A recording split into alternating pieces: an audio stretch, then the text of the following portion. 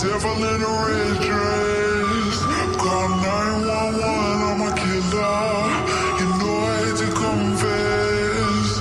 Bang, bang, got my hand on the trigger.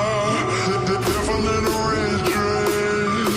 Call 911, I'm a killer. You know I hate to confess. Bang, bang, got my hand, bang, got my hand. Call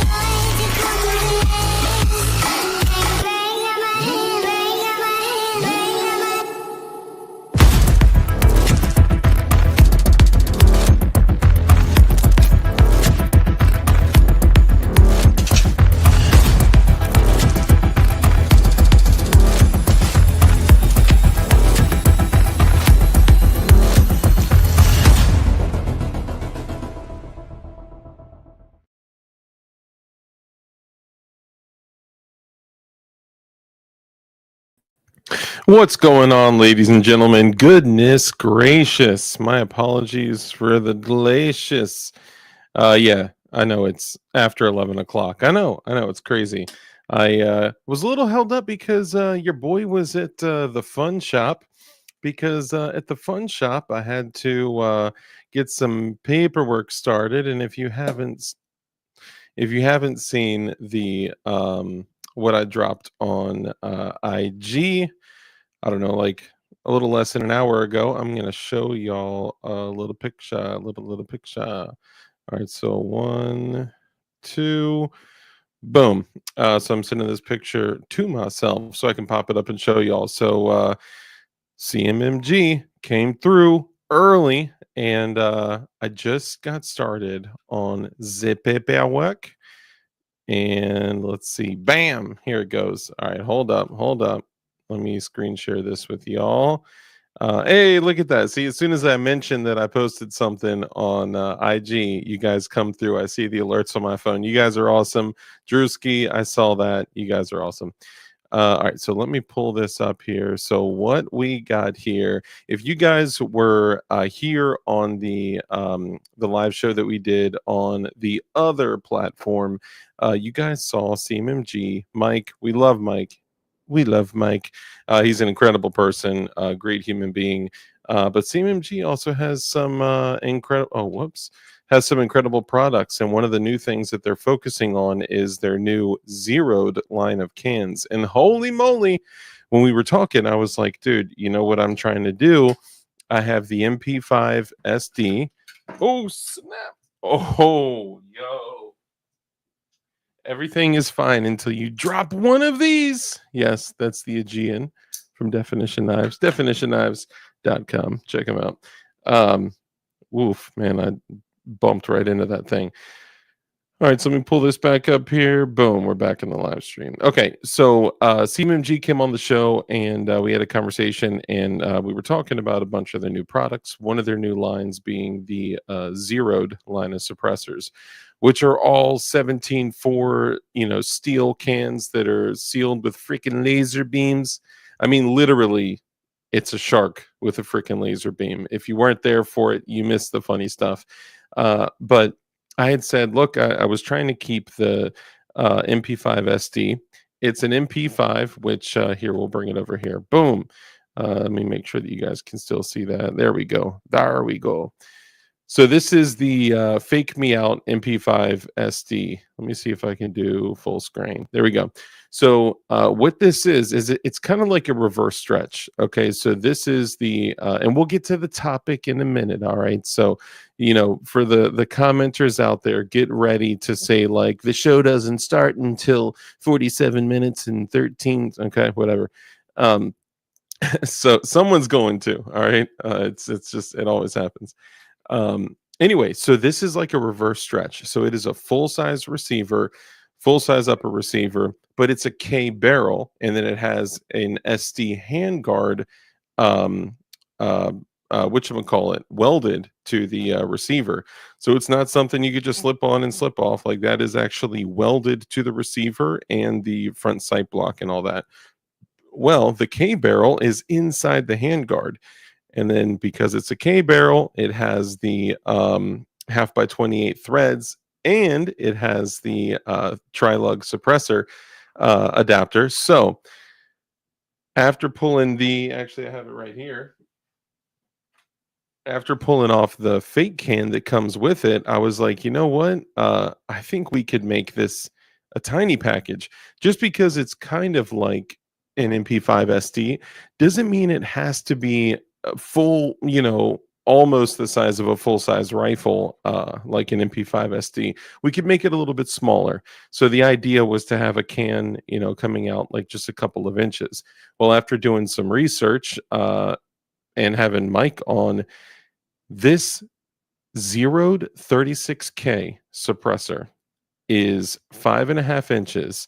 It's I'd probably say most comparable to like the Omega 9K from Silencer Co., but about 0.5 inches longer. However, this thing is rated for 300 blackout, so 9mm, of course, 9mm full auto, 300 blackout, 8.6, 6.5, 300, anything 30 cal, it doesn't matter. Anything that falls within that, dude, go check out the specs on this thing. You can run 300 blackout, you can run 6.5, 8.6, you can run anything you could think of, as long as it can fit through the bore and it's full auto rated. And I mean, the barrel restrictions they have on it is like ridiculous.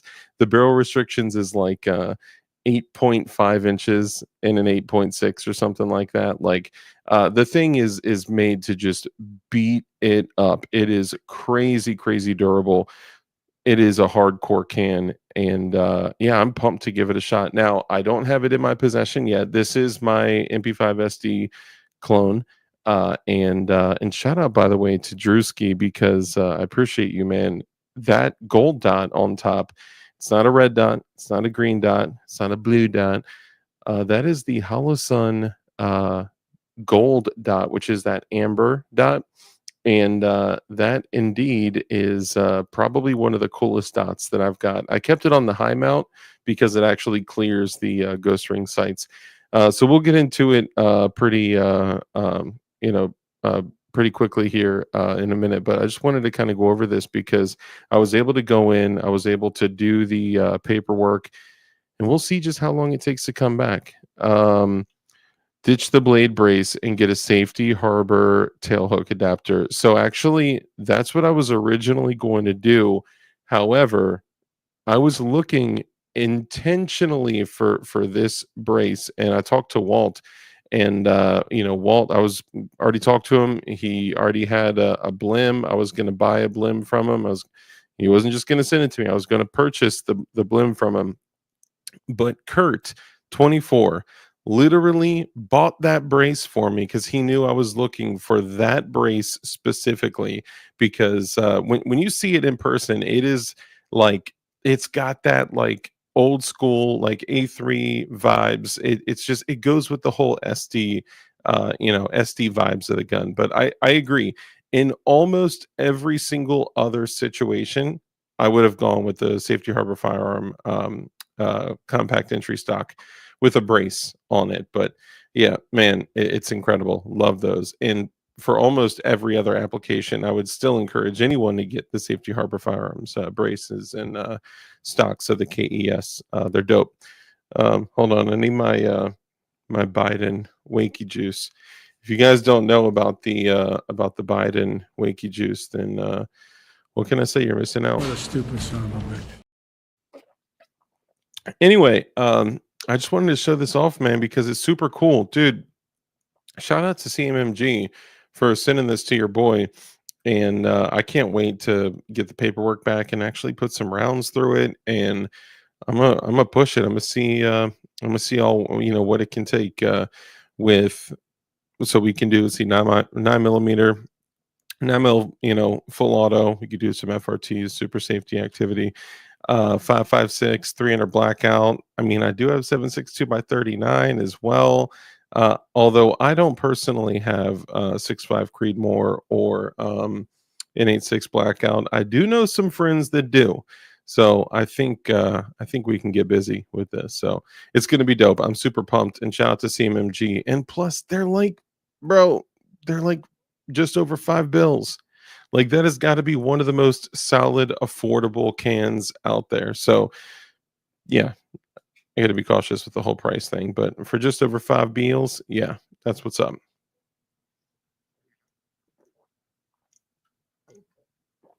My Wakey juice. I'm just kidding. It has that look though, right? All right, my bad. Okay, so we're gonna have a conversation tonight. Before we get started, I do want to do my normal intro. Welcome everybody. We'll do the whole thing. I kind of feel like I just jumped into it. I think I just need to roll the intro.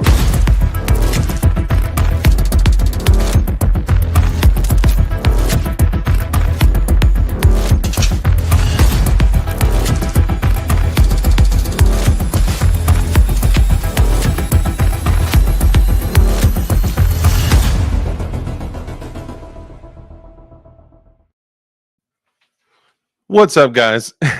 It's Dark with DLD After Dark. Welcome. Thank you for coming. I appreciate all of you guys so much. We do have an exciting talk tonight. One thing, honestly, I'm kind of pissed off about. We're going to talk about the 320s and how the SIG 320 is innocent. Okay, it's done nothing to you. All right, leave it alone. I'm just kidding. Y'all know my position on the 320 FRE, but we're going to dig into it. Anyway, before we go ahead and get started, I just want to welcome all you guys. You guys being here, the community. I see y'all. I see you guys in chat. I got my other device here. So although I'm way far behind in chat up here for the intro, I'm watching chat closely up here too. So thank you guys for being here. We are gonna have a very interesting conversation based on some recent happenings. You guys know I don't do this on YouTube like to get new followers. Like I don't believe that this platform is pushing my content out to new people. I just don't believe it. And the numbers show that they're not pushing my content out to new people. And as a matter of fact, only a small percentage of people who are subscribed to me are actually getting notifications for the show when it goes live. So there's no I have no confusion in my mind about that. But with our people, with our super dope community, we're going to have a conversation about it. And then if you're actually new here, which I don't believe you, if you are new, welcome. There's a lot of dope people over here in the chat that you can hang out with, talk with. If you're watching on mobile, there are going to be people right below you. Who am I kidding? It's 2025. It's after 11 o'clock Eastern. You're going to be on mobile. Most people aren't sitting in front of their computers like I am right here, literally right now. Stupid son of a bitch. I don't know why, but I like that clip a lot. We're going to get some usage out of that. Anyway, so we want to go ahead and do the intro before we get started, guys. Welcome. I appreciate you guys. I'm Dark with DLD After Dark. We do a live show every Tuesday, Thursday, Saturday. Usually it's around 10:30 Eastern. It just depends. Because I was out doing paperwork on that new can. Shout out to CMMG. We love you. And you guys have been waiting. I know Kurt 24, Drew, and some other guys have been waiting for the SDS arms Mac IX. Well, guess what? Your boy just filled out the paperwork for them to send that over this way as well. We're going to do some testing on that, and I'm also going to see if we can get that thing to fire on turbo mode. So we're going to have to look into that. We need to see if the BCG has a sear trip, and we need to see. I'm going to get my hands on it and see what we can do. And regardless, whether if it's semi-auto or turbo mode only, we're going to see how hard we can push that thing. And it's like a bufferless AR style AR fire control group accepting MP5 magazine, taking 6.5 or 6.75 inch 9mm. I mean, like, bro, like, how can you go wrong with that? And because it takes standard AR FCGs, you can pretty much do anything you want with it. And then even if it doesn't have an auto sear trip on the BCG, I'm pretty sure we can fashion something. Even if we end up 3D printing something and run it with an FRT, a super safety, or something like that. We're only talking about legal stuff here, guys. So chill out, Fed boys. So that's going to be a blast. So before we get into that, it should be within, I'd say probably within a week or two. We're gonna have it. The smile on the P320 is evil. It is. When I was making the image, I literally typed in "make the face look more dumb," and it was like, duh. Loved it. So yeah, we'll get started. So what I was saying is that we do a live show every Tuesday, Thursday, and Saturday. Tuesdays and Thursdays are over here on YouTube, and Saturdays are over on the Green Place, aka Bumble with an R. So check us out there. Actually, it's huge shows. I mean, we're getting 50 to 100,000 views per show that we do on each channel. So it's myself, DLD After Dark, and Josh, Black Diamond Josh, aka Black Diamond Guns and Gear, aka Fat Tech Josh. So check us out. Yeah, we have a blast over there. And unfortunately, the last guest had to reschedule, but we'll be making up for that. Because of the way this particular platform is, we take the first or the next 10 minutes or so to greet all of our channel members. So do me a favor, in chat, channel members sound off. I appreciate you guys so much. We're going to take the next 10 minutes or so to greet all of our channel members before we get into the topic. So all you dudes, the topic starts at 32 minutes and 56 seconds. Thank you for that in advance. And yeah, let's get into it. So many of you know about the SIG 320 and all of the crazy stuff going on with it. Well, Protrabrand dropped a great video. He says that he FOIA'd this information, but I think he may have a relationship with somebody up in there.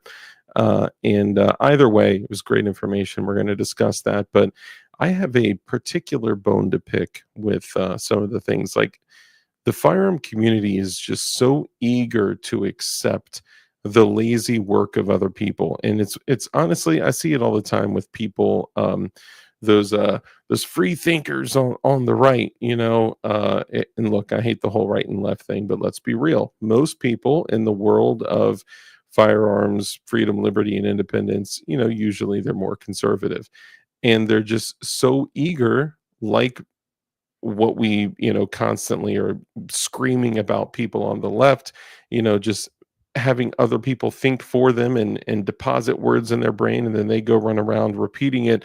We literally do the same thing and just don't even notice it. And I don't know if it's out of laziness but I don't know. But we're going to get into something, kind of how that's been showing up in our community, specifically around the SIG 320. We're going to dig into the 320 and the whole debacle itself. But before we do, we need to make sure that we welcome all of our channel members, because if you guys don't know, literally like 90%, just under 90% of our support on this channel comes from you guys, the channel members, the people that are, every single month renewing. Channel membership is, man, you guys are incredible. It's huge, and it means a lot to me. So that's why I usually take the next 10 minutes or so to greet everyone, because we want to take a minute to honor you guys, highlight y'all before we jump into it. So, but first, we also got to take a second to highlight who was first tonight. And tonight, it was your boy, Eric Stockbridge, my brother. Thank you so much. And not only was Eric Stockbridge first, which for that, he's due at least one crisp high five, but also he's a channel member as well. So we appreciate you, Eric Stockbridge. Thank you so much. We got Flying Rich, who is also a channel member and a moderator. Stifler Manufacturing, brother, great to see you as well. Stifler Manufacturing is also a channel member. And did you know that Stifler Manufacturing also manufactures Glock slides, like Glock 19 slides and Glock 17 slides? And yeah, he's got a bunch of great stuff. So not only does he have his own store as well, and also goes live on Instagram, which I saw you out there, brother. I saw you out there. I can't believe I saw, like, I went to go look, and I wasn't following you, and I was like, what the heck? So I followed you. I did a little like bomb, and then it was like, he's live. I was like, oh, heck yeah. So I got to watch him. So appreciate you, man. You never know. Sometimes either Instagram may be like, yeah, you're not following this person anymore. They may drop it, or maybe I just forgot to follow you back. So, which definitely could happen. And as we continue here, let's do this. I'm going to give you guys something you may have not seen in a long time. I'm going to give you guys the taint shot. While I enjoy some nicotine, have a quick sip, and we'll get started.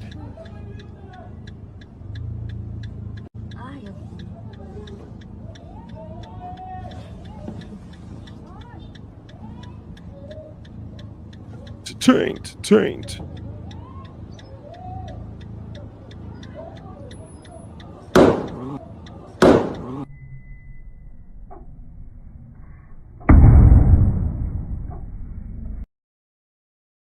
Gets me every time, right in the taint. I mean, it doesn't get me in the taint, but it gets me every time, the taint shot, Anyway, so let's see who else we got. We got Flying Ridge, Kurt 24, the producer of the show, brother. Great to see you.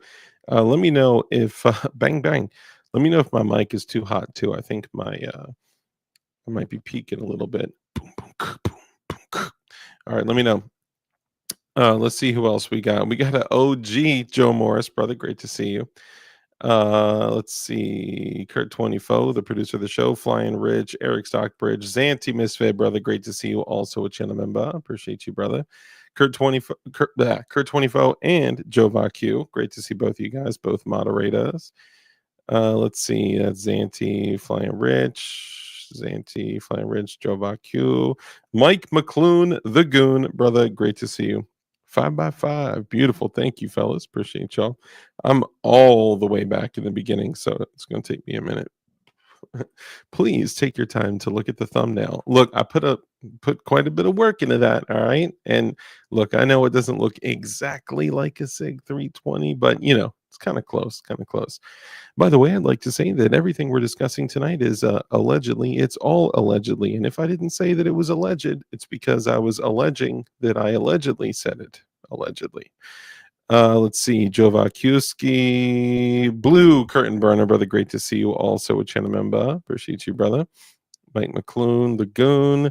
Not only is he a channel member, but he's also a moderator. Dang, I don't know how you at people, all right, on the chat, but man, if you typed all of that, respect, bro. Respect.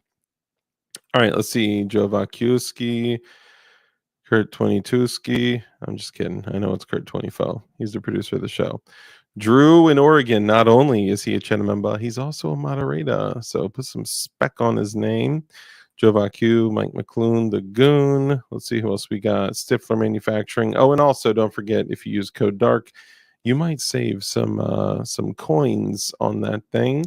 I don't get anything for that, right? I'm just, full transparency. I get nothing for that, but it gives you guys a discount for if you guys are out there building Glocks. And if you are out there building Glocks, then don't forget that you can purchase jigs at dldhardware.com. And dldhardware.com is my personal website. That is me. I literally do everything all myself. I package everything myself. I get it all shipped out and all that. And so, yeah, definitionknives.com as well. So, yeah, check it out. All right, Kurt 24. Also, it's not only just jigs, right? There's jigs, tools, parts. All the merch is on there. You might see merch of, some horizontal ATF agents from a particular incident that they fondly remember each year. I cannot believe on the anniversary that they post this. Yeah, they're crazy, man. They give no shizzles. Grok perfection. I know, right? Dude, everything about it. Love it. As a matter of fact, right now I'm carrying the Glock Gen 5 45 with the bronze Radian afterburner, with the Radian MOS guard on that bad boy, with the Glock Perfection trigger, with the OEM magwell, and the +2 extension, so like a 19+1 mag, like a 19x mag, but black, and the Radian sights. But I did keep the what sight is this on that thing? I do have the TLR7HLX, which is a super, super bright light for a single cell. Usually, look, I'm a rocket goon beam every chance that I can, but this is a super thin package for concealed carry. So what is it? I think, is that a Trigi? I think it's a Trigi.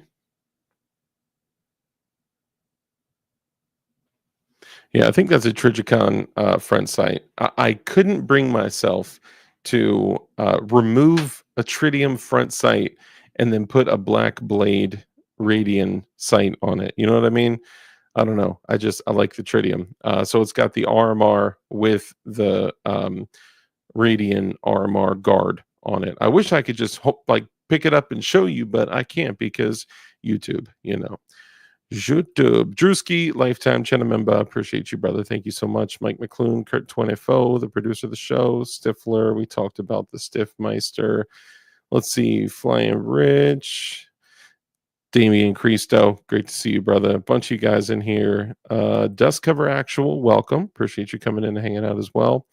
Live Life, hey, your package is on the way, and because of the weight, I threw a big swag pack in there. Not just a typical swag pack, a big sack of swag pack. You'll like it. Let's see. Zanti Misfit. Call 911 Namakila. Dang, am I all the way that far back? Gord, great to see you. Also a channel member. Appreciate you, brother. Dang, I had no idea how far back I was. Hold on, I'm catching up.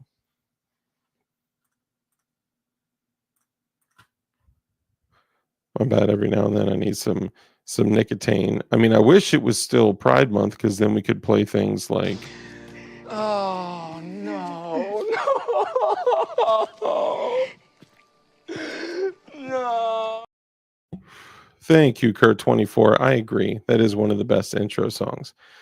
And you know what? You know what we could do for you guys to keep some just a little bit of like low-key music, or should we do the banger? Let's do the banger. Yeah. There we go. That gets the vibe right. All right, Gort. We got Zanti, Gort, Senor Bub. Great to see you, brother. Also a channel member. Appreciate you, my guy.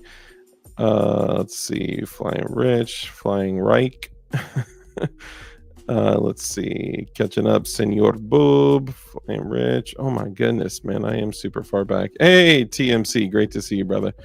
Let's see. Stifla, Drewski, Red Dawn Readiness. If you guys haven't subscribed already, Red Dawn Readiness has an excellent channel, both on YouTube and on the Green Place Rumble. Go check it out. great friend of mine and also a great channel. If you're into civilian preparedness, then that's how you could officially become a true card-carrying member of CISO, which is Civilian Special Operations. Dude, I got some pictures to show you guys tonight too. You guys are going to laugh your behinds off. Okay, Senor Bub. Oh my goodness, this is just all the same peeps repeated over and over and over. All right, hold on. We're getting up. Okay. Frederick Donegan, Joe Vakuski. Hey, Mr. BS. Good to see you, bro. Good to see you. Stifler Manufacturing, Kurt 24, Mike McClune, the Goon, Eric Stockbridge. Dang, am I that far back? Indeed, I am new and glad to be here. Thanks, y'all. Welcome, man. Everyone, I saw some other folks welcoming Dust Cover Actual, but I don't know why, sir. But I love your name. So, welcome.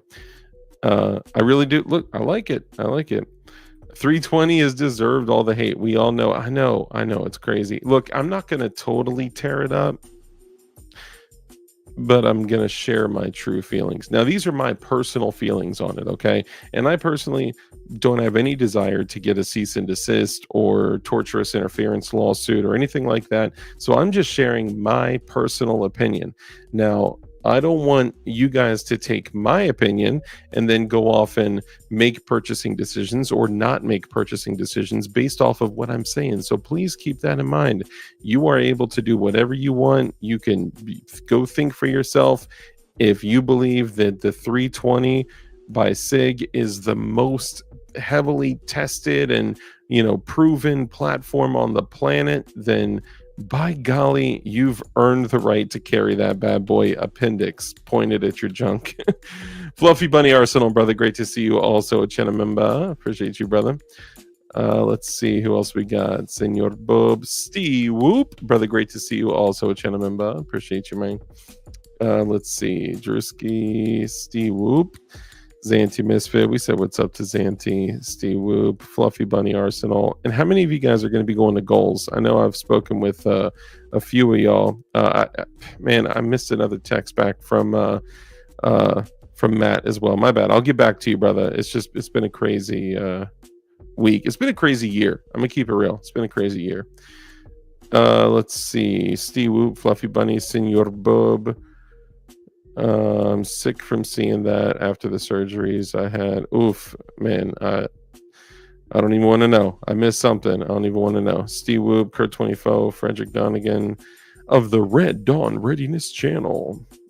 I saved money at getting optics. Code Glowies. Bro, can't tell you enough, man. And for those of you out there that don't know, if you have not seen, I just took this off the MP5. If you haven't seen the fully enclosed Mini Valor, holy moly, bro. This thing is rugged AH. It is super tight. It's got the little backup, see little backup iron sights there. Dude, I love it. So I'm gonna figure something else to put this on. To be funny, I could throw it on the 37 mic, but for stuff like that. But yeah, I want to put it on something that's like a real work gun, like something I'm gonna beat the crap out of. Mike McClune, hey, live life, brother. Great to see you, man. That's right, I said what's up to you earlier. Let's see, Mike McClune, Stifla, Senor Bub. I just want to make sure I'm not missing any channel members here. For anyone coming in here that's brand new, that has no idea what's going on, I usually take the first 10 minutes or so to greet all of the channel members because they are responsible for nearly 90% of the support to the channel, and I'm super grateful. So I always want to take a moment to greet everyone. Also, for anyone else that's just joining us, we one of the best ways you can support the channel is if you build guns, go check out dldhardware.com. I have jigs for polymer 80s, PF940C, PF940V2, single pin jigs, the 4-pin jig, which is cooking now. Thank God people are making purchases on the full size jigs, the jigs that do all 4 holes on the 76% bridge frames. And it's funny because someone dropped a comment on my Instagram post and they were like, dude, you haven't been able to buy P80 frames for forever. It's like, yeah, dude, January of 2023, was when the 76% bridge frames came out. And I've been selling thousands and thousands of jigs since then. And you can still purchase them to this day. Literally, they're like $39. Okay. So for builders out there, 80% Arms had them for $39. They also had what in the heck? And neighbors should be doing stuff like that, not around people like me. Sorry. So 80% Arms actually had this deal, and it was a 76% bridge frame for $20 if you bought a set of P80 rails. Like, that's crazy. So that's sub the old school $149 prices when you take the rails and the $20 for the frame and the jig. You're still sub 149, which was the prices from back in the day. So anyway, that's all I'm saying. It's time. And if you've not done a bridge frame, challenge yourself and get your jig get your jigs from dldhardware.com. Anyway, that's it. So here's what I want to say. Hey, BV, good to see you. You know what you should do with all of your unfinished frames, Dark? Been doing chores and listening. Got a good idea. Fairy Impact. I'm not sure. Hey, Tech Money, good to see you, brother. M. Gabriel, all you guys. Get that jig at DLD Hardware. You know what? Appreciate you, man. I'll tell you what. You know what? I know what I want to do with them. What I want to do with them is throw up two fingers to the gay TF and be like, I'm selling all of these 80% frames and jigs and rails and pins and drill bits and all that. But I know if I do, I know it, that they're going to come get your boy. And I would never break the law.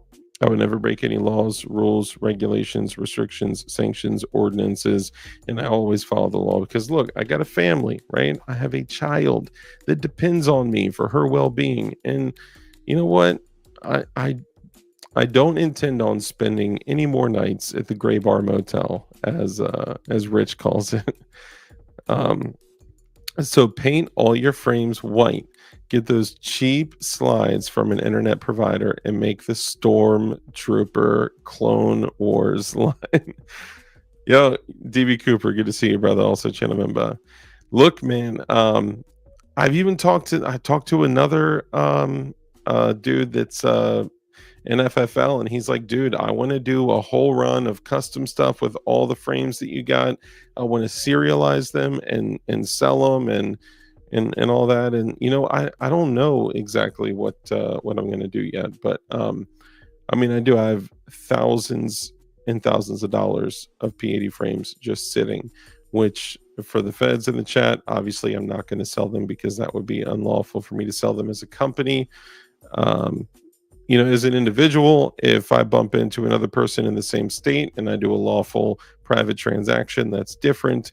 It's just, you know, it's tough. I don't know. We probably shouldn't get into this right now, especially with, you know, all this stuff. But again, I would never break any state, federal, local laws, rules, regulations, restrictions, sanctions, ordinances. It's just the issue. Look, it pisses me off because when these were purchased, they were all just pieces of plastic, right? And then all of a sudden it's like, they're now firearms just because. It pisses me off, man. As a matter of fact, it pisses me off so much. I'm almost too mad to do the show at this point. In fact, I just need to walk out of here. I can't do it. I can't do it. So here's the deal. What I'm really pissed off about, and look, no one cares. No one cares about like, oh, what's Dork's problem? What's he mad at? I kind of feel like this is just something I got to get out before we get into the 320 conversation. First off, if you've been in the gun world for a while, you know there's a couple things. If there is a discharge of sorts, right, then it could be one of two things. It could be an accidental discharge, which is exceptionally rare because nearly almost every single kind of discharge is usually some type of user error, operator error, right? Just like most of Malfunctions are user induced, right?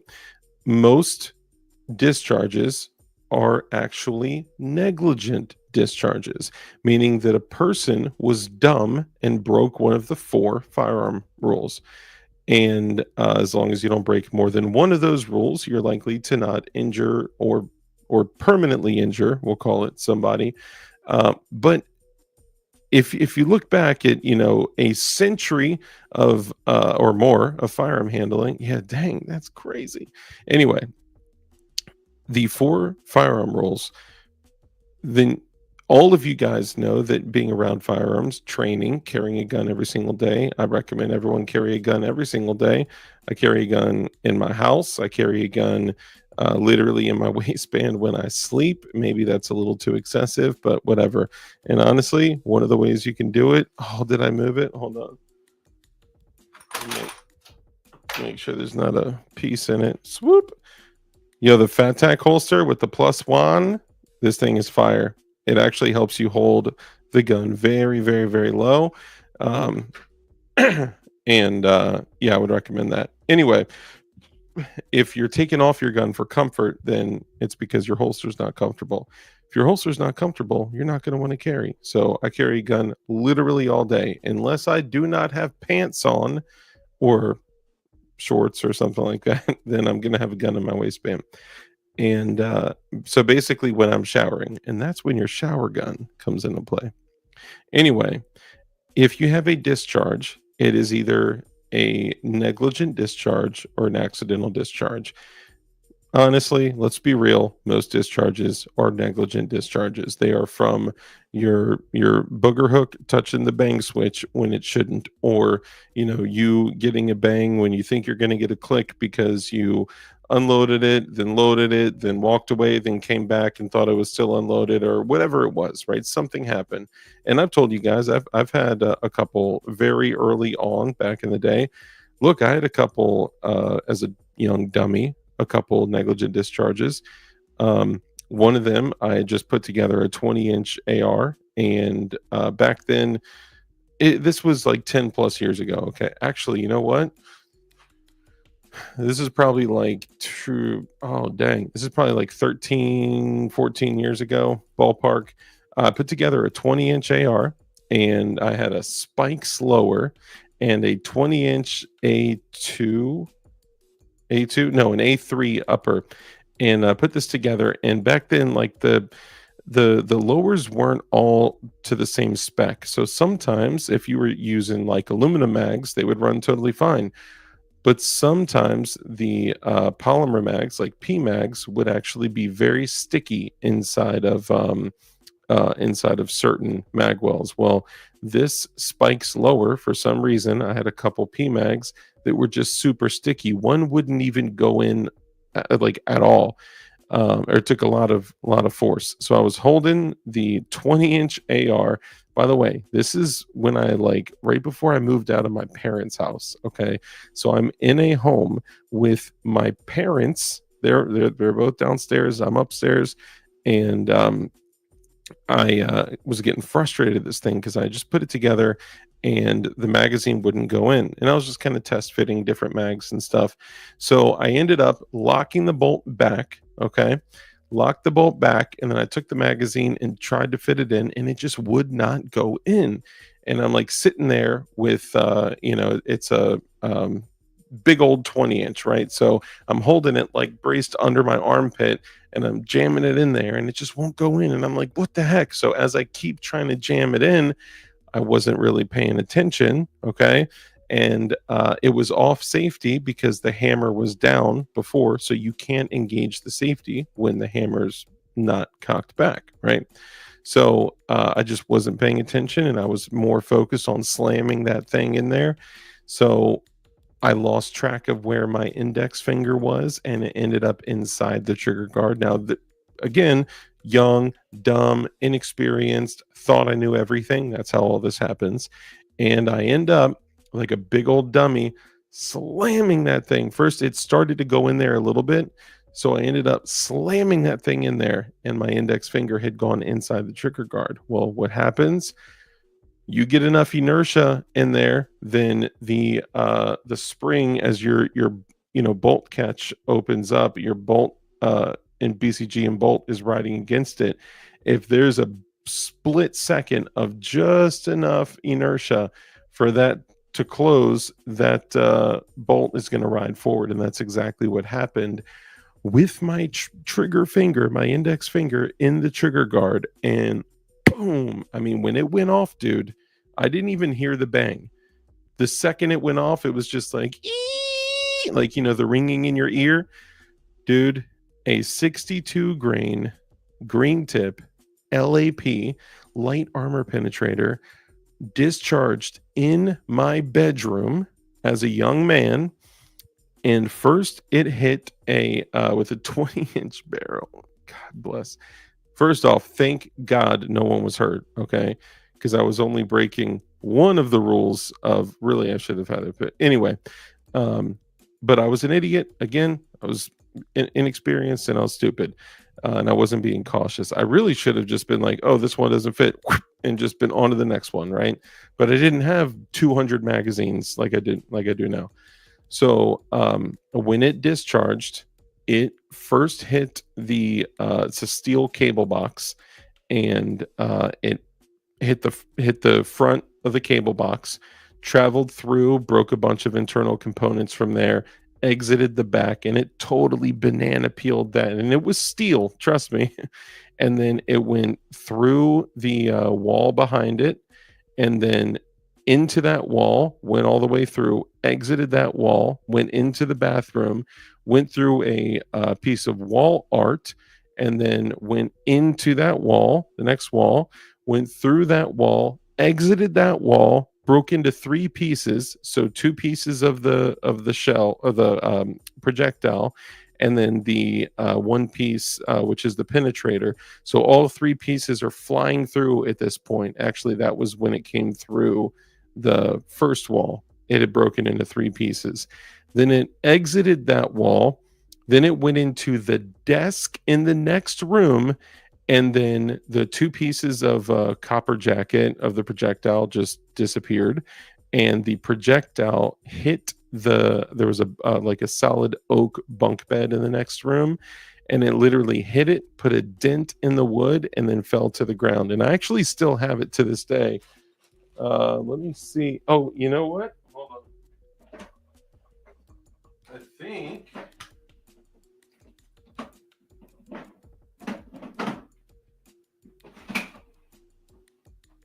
Oh, hold up. I'm going to have to look for it. I know, because I had told this story before, and I went and found it just so I could show you guys. Did I put the bag here? So it's actually a bag of a bunch of different projectiles. One was a 40 cal projectile that I found in the city I used to work in. Another one was just a bunch of like random stuff. An AK round that hit someone's vest, and some other stuff that I grabbed. I'll see if I can find it and I'll show you guys. But it is literally the steel core, the penetrator of the 5.56 round, and holy moly, 20-inch barrel 5.56 with a 62 grain penetrator. Woof, that thing was crazy. Let me show you my molar. I still got my ND round. Yeah, dude, look. I have never learned more in just a split, like a fraction of a second, than just me not paying attention. And anyway, I say all this to say this. We have all of these terms, okay? And everyone used to say, a misfire, or the gun went off. Or it went off on its own, or whatever. Then everyone went to accidental discharge. The problem with that is accidental discharge, it takes all the accountability away from the user, which almost all of them are, all of the discharges that we're talking about are usually caused by the user. And then, of course, over time, to have a little bit more accountability, the gun community, the gun world, the industry, the I guess the gun world, we can call it, started kind of transitioning to no, it's in most cases a negligent discharge, unless it is something like it's some type of catastrophic failure or some type of mechanical malfunction. And I've literally seen with my own eyes. I'll give another example with a Kel-Tec. Okay, now a lot of people talk crap about Kel-Tec, right? Now, I would rather carry a Kel-Tec pointed at my nutsack than a 320 pointed at my nutsack. And look, I SIG owner right here, right? I got a SIG 320 right there, that white frame right there. Shout out to Bob from Gideon. I got another SIG 320 right down there. I had SIG 365, which I just let that go. Sorry. And SIG 556, bro. I got a $2,000 SIG 556 SBR sitting down there. Like, I don't hate SIG. As a matter of fact, one of my unicorn guns is a SIG. Personally, I still so badly want a SIG. Oh, and also shout out to Armsman. I got the SIG. What is it? Armsman, remind me if you're in here. Is it like the 930? Not the 938. 239. SIG 239. Really, really big, bulky, crazy looking single stack SIG 9mm. But it's cool though. It's cool. I don't want it to come off like I'm just bashing SIG, because I've spent thousands and thousands of dollars on SIGs. Okay, but here's the issue. We as the gun community are all just adopting this new, like, they come out of the woodwork and they start calling this an uncommanded, dude. Okay, first off, an uncommanded discharge. Like, help me understand how this makes sense, and help me understand how the entire gun world has just adopted this language from SIG, by the way, as if this is okay. An uncommanded.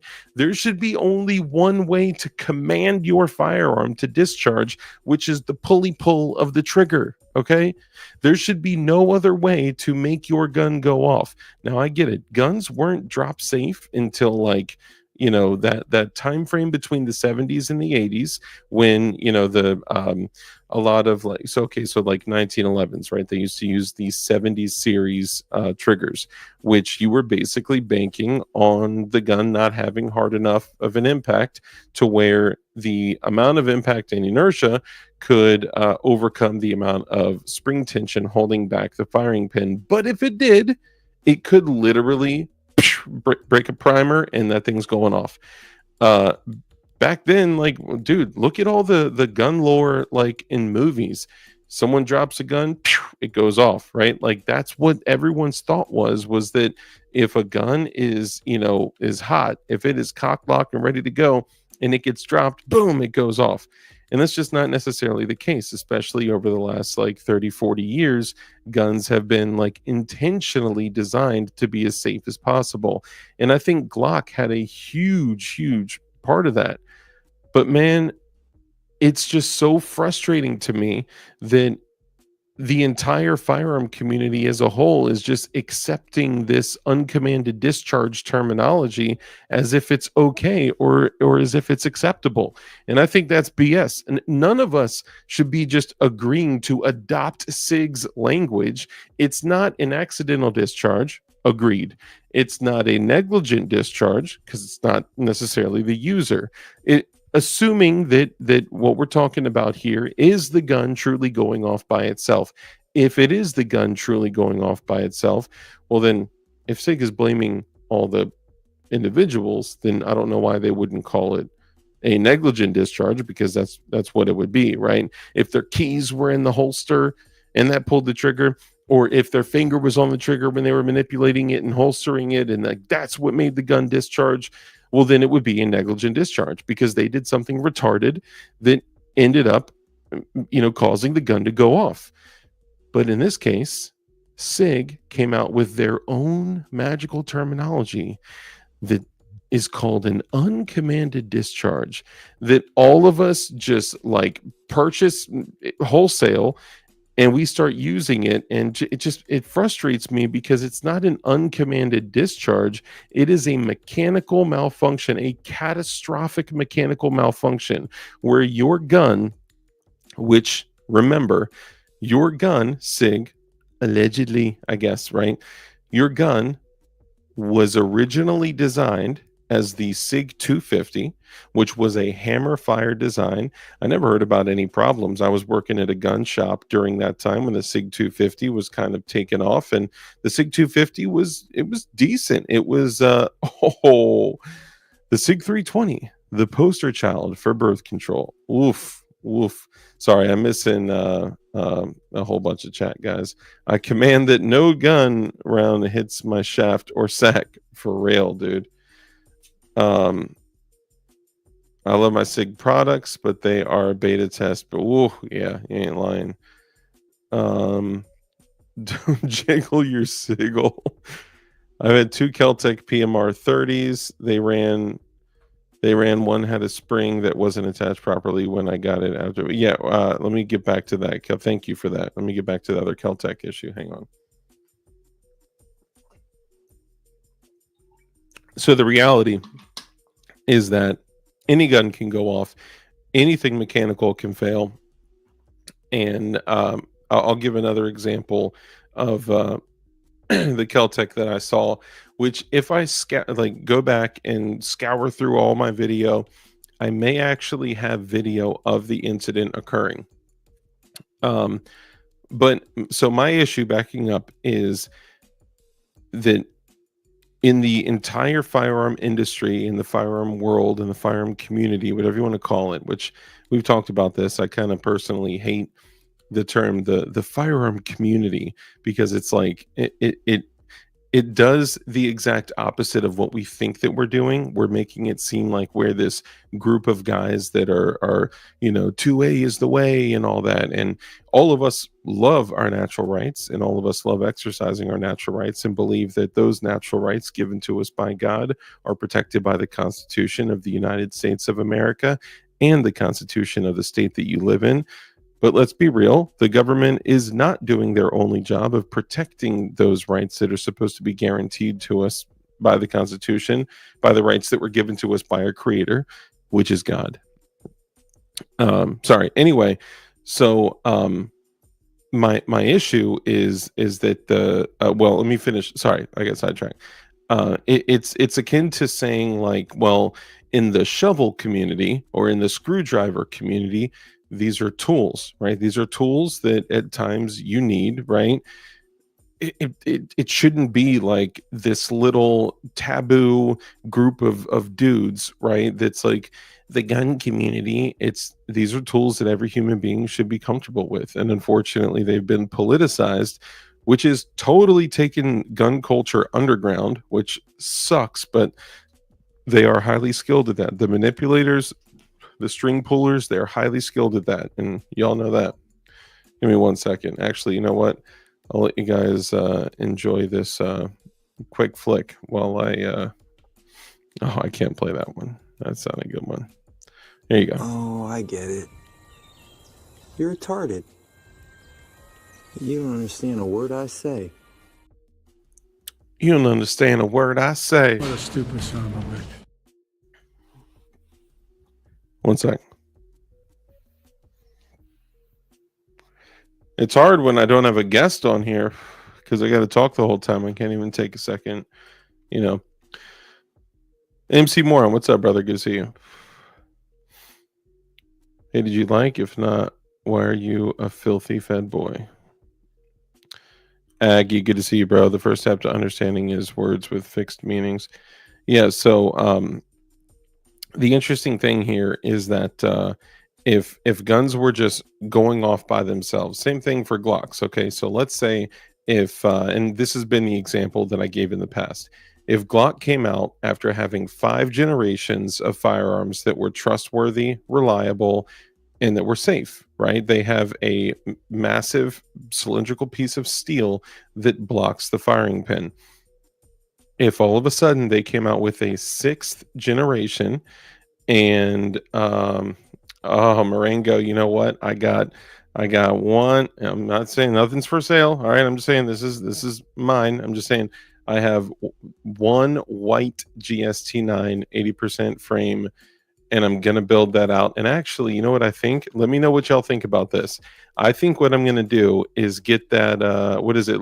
Stifler Liberty Blue, Independence Blue, or whatever it is. The one all the way in the left of that picture that you got of all the X5s, the SIG X5s Cerakoted.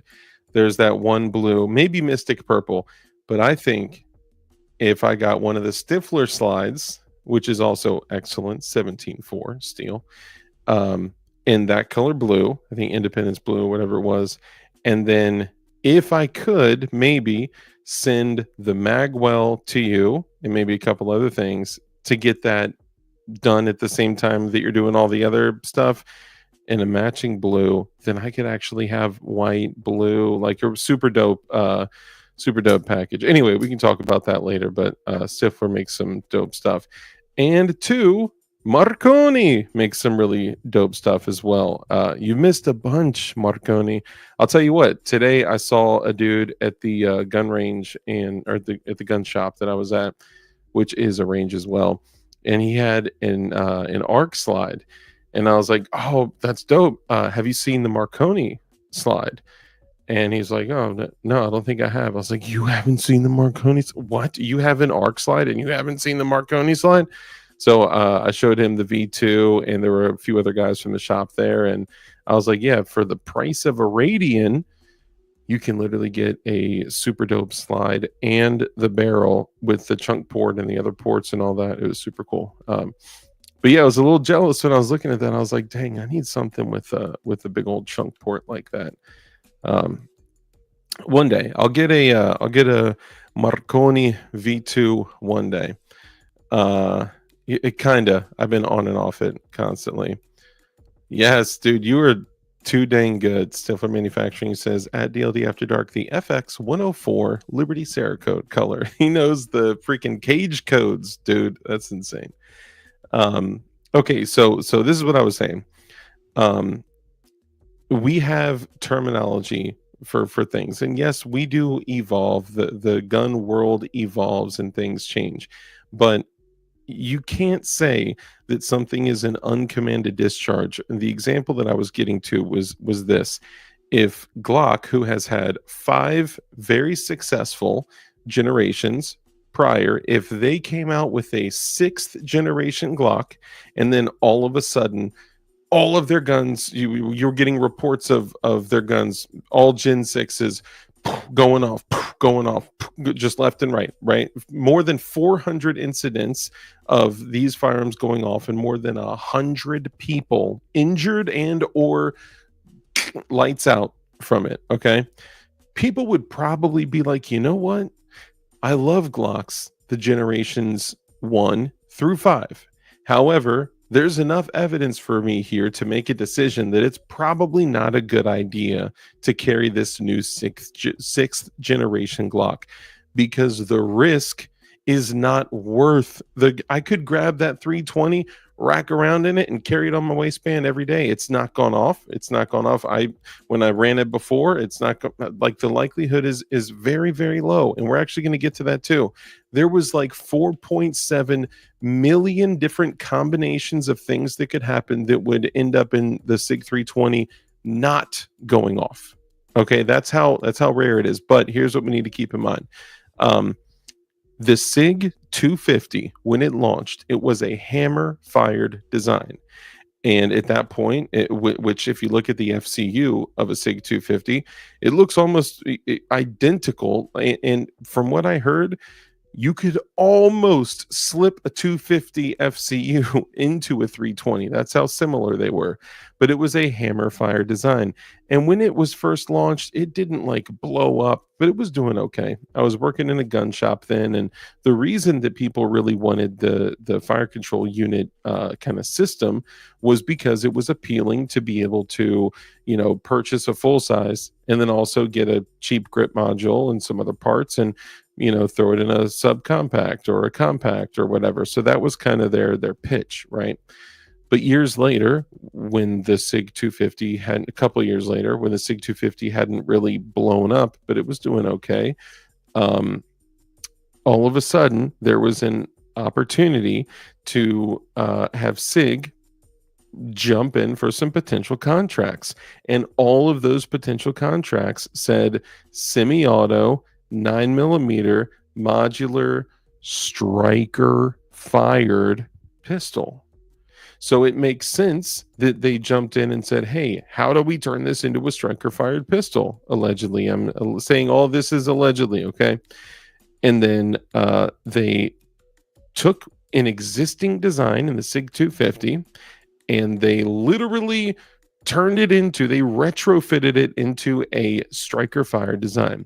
Now, the issue with this is that almost nothing on the lower level of this building, of the SIG 320 building, even interacts with the slide. That's not totally true, but bear with me. What I am saying is that the number one thing that this firearm is keeping, from blowing a hole into something or someone is this dog leg of a safety. And all of this, every single video you go watch the Pro-Traband videos, watch Ben Stager talk about it, watch all these other guys that they pulled up x-rays from this most recent video, they pulled up literal microscopic pictures of these parts, right? But what I'm saying is they, instead of having a cylindrical piece of steel that blocks the firing pin, right, much like a Glock and many other platforms out there that have been successful for decades, they said, here's what we'll design. We'll design a striker that's nearly fully cocked, okay? And this striker that's going to have a cylindrical spring, which whatever the weight is, like a 17-pound cylindrical spring. I actually don't know what the true weight is, but just bear with me here. What we'll do is we'll put the striker safety on the side of the striker, built into the striker. So when this striker is cocked, all like nearly fully cocked, what we'll do is build in that little dog leg piece of stamped steel, which they ended up doing later on. They ended up changing that to a MIM'd part, metal injection molded part. That little dog leg, which has a 2-coil butterfly spring, would need to, when that striker is nearly fully cocked, it would need to race to beat. It needs to have a little dogleg piece pull up to stop that striker. Now, 9 times out of 10, probably 9.9989 times out of 10, it's probably going to be able to grab that striker and keep it from hitting the cartridge, right? The primer. What we're seeing, though, is over time, over usage, over, carbon fouling and the parts, having some tolerance differences and just maybe replacing parts later on and so on and so on. Over time, it would make more sense that, yes, that little tiny 2-coil butterfly spring may not be the best thing to stop a fully cocked striker with a, it's a striker spring. If you guys have ever taken, strikers like this and fully cocked them boys back, those things got some oomph to them, okay? Now, if you take this and you push it all the way forward, and then the only thing that's keeping this from going forward is a little tiny dog leg that has a small little 2-coil butterfly spring, it's probably going to work most of the time, until you start adding in all of these other factors that you can't control on mass scale. Now, what SIG should have done is, instead of this voluntary upgrade, which all it did was it changed the trigger because of the the size and weight of the trigger. If it were to be dropped at a particular angle, they said that amount of inertia could discharge the gun because of the weight of the trigger being greater than the weight that would need to break the connection with the sear. My issue, though, is that we've bought this wholesale to just run around saying that This is an uncommanded discharge. It's a UC. There's even guys like all these channels. And look, I so respect the work that Protrabrand has been doing. Sorry, I can't even say his name. I enjoy watching Protrabrand. I enjoy watching Ben Stager. I enjoy watching most of the dudes doing this stuff. I don't personally enjoy watching Focus Trip, but it's just kind of a personality thing. I'm sure a lot of those guys would not prefer to watch my stuff, and that's okay, right? It's all personalities and taste and choice and whatnot. No hate, right? I mean, those dudes are doing great stuff, but it's just not my flavor.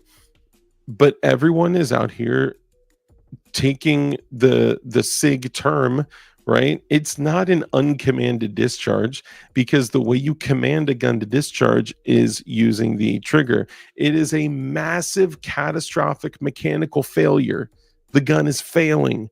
And then now, of course, with these new documents that have come out allegedly via FOIA, that's I would encourage you guys to go watch the video from Protrabrand. It's a very good video. Anyway, I'm just running my mouth about this. It's just do you guys not get what I'm saying, though? That I personally don't think that we should accept the terminology that SIG is giving us for their massive, huge screw up, and just buy it wholesale and just run around saying UC uncommanded discharge, or UD, sorry, UC. UD, uncommanded discharge, UD, instead of, because we're used to saying, it was an ND or it was an AD, an accidental discharge or a negligent discharge. But what there can also be is a mechanical failure or some type of catastrophic failure. What people back in the day used to say misfire. They would use the term misfire for anything that they didn't like. But in this case, it is a catastrophic mechanical failure. That's my personal opinion on it. Now, I'm not saying to don't buy SIG stuff or to buy SIG stuff or to carry or not carry. You guys make that decision all on your own. I believe most of you guys have already made this decision, and whatever video or topic I choose to talk about is likely not going to have an impact now at this juncture on whether you choose to carry a SIG or not. I'm just saying my goal is not to get in the way of SIG doing anything. My goal is not to sway you guys out there to get SIGs or not get SIGs or to get another gun or whatever. I just want to be clear. I'm not torturously interfering with any other company out there. That's all I'm saying. A UD is what happens your first time while being a teenager, for real. That's an uncommanded discharge, bro. That's what I'm saying. Are you going to goals? Hoping to run into you? Yes, I will be at goals 100%. And not only will your boy be at goals, Flying Rich will be at goals, and Definition Knives will have our own booth. And we'll have a booth with Fat Tack. Josh, if you know Black Diamond Guns and Gear, Definition Knives will be out there with our booth. We're sharing one with Fat Tack. If you guys don't know Fat Tack, Josh is our boy. Josh and Josh are a boy. And the other Josh. We miss little Josh. But Josh, and Josh, those are our boys. And we're sharing a booth with them. And actually, our booth, which is going to be at Goals, is about the same size as the PSA booth. I'm just saying. Big moves.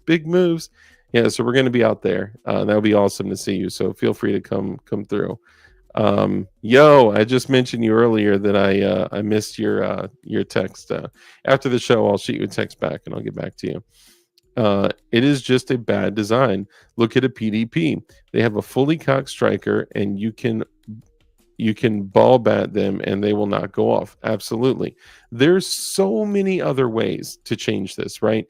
The other thing to think of is this. Okay, hold on. We're doing a nicotine break. Hold on a sec. I'm going to get me a beer. So here's what to keep in mind.